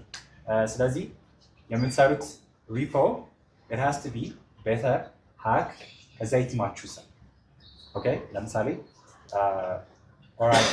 ኦራይን የሚል እንትን አለ አይደለ? ስለዚህ ቤተር ሃክ ኦራይን ብላችሁ ነው ሪፖርቱን እንትን የምትሉት ማለት ነው ክሬት የምታደርጉት። so you start from scratch. you can use starter kits ግን ራውቶቹና አይፒአይዎቹ ዲፋይን መሆን የለባቸው። the whole project has to be open sourced። በየአራት ሰዓቱ ኮሚት መደረግ አለበት። በየአራት ሰዓቱ ዴሞ ሰዓት አላችሁ። don't try to outplay the game or outsmart everything ምናምን ነገር it just ruins the whole experience. We'll try our best to make it as fair as we can. Even filtering ስናደርግም ካሁን በኋላ በጣም ነው ፊልተር የምናደርገው። So please make it genuine. Focus on your own products.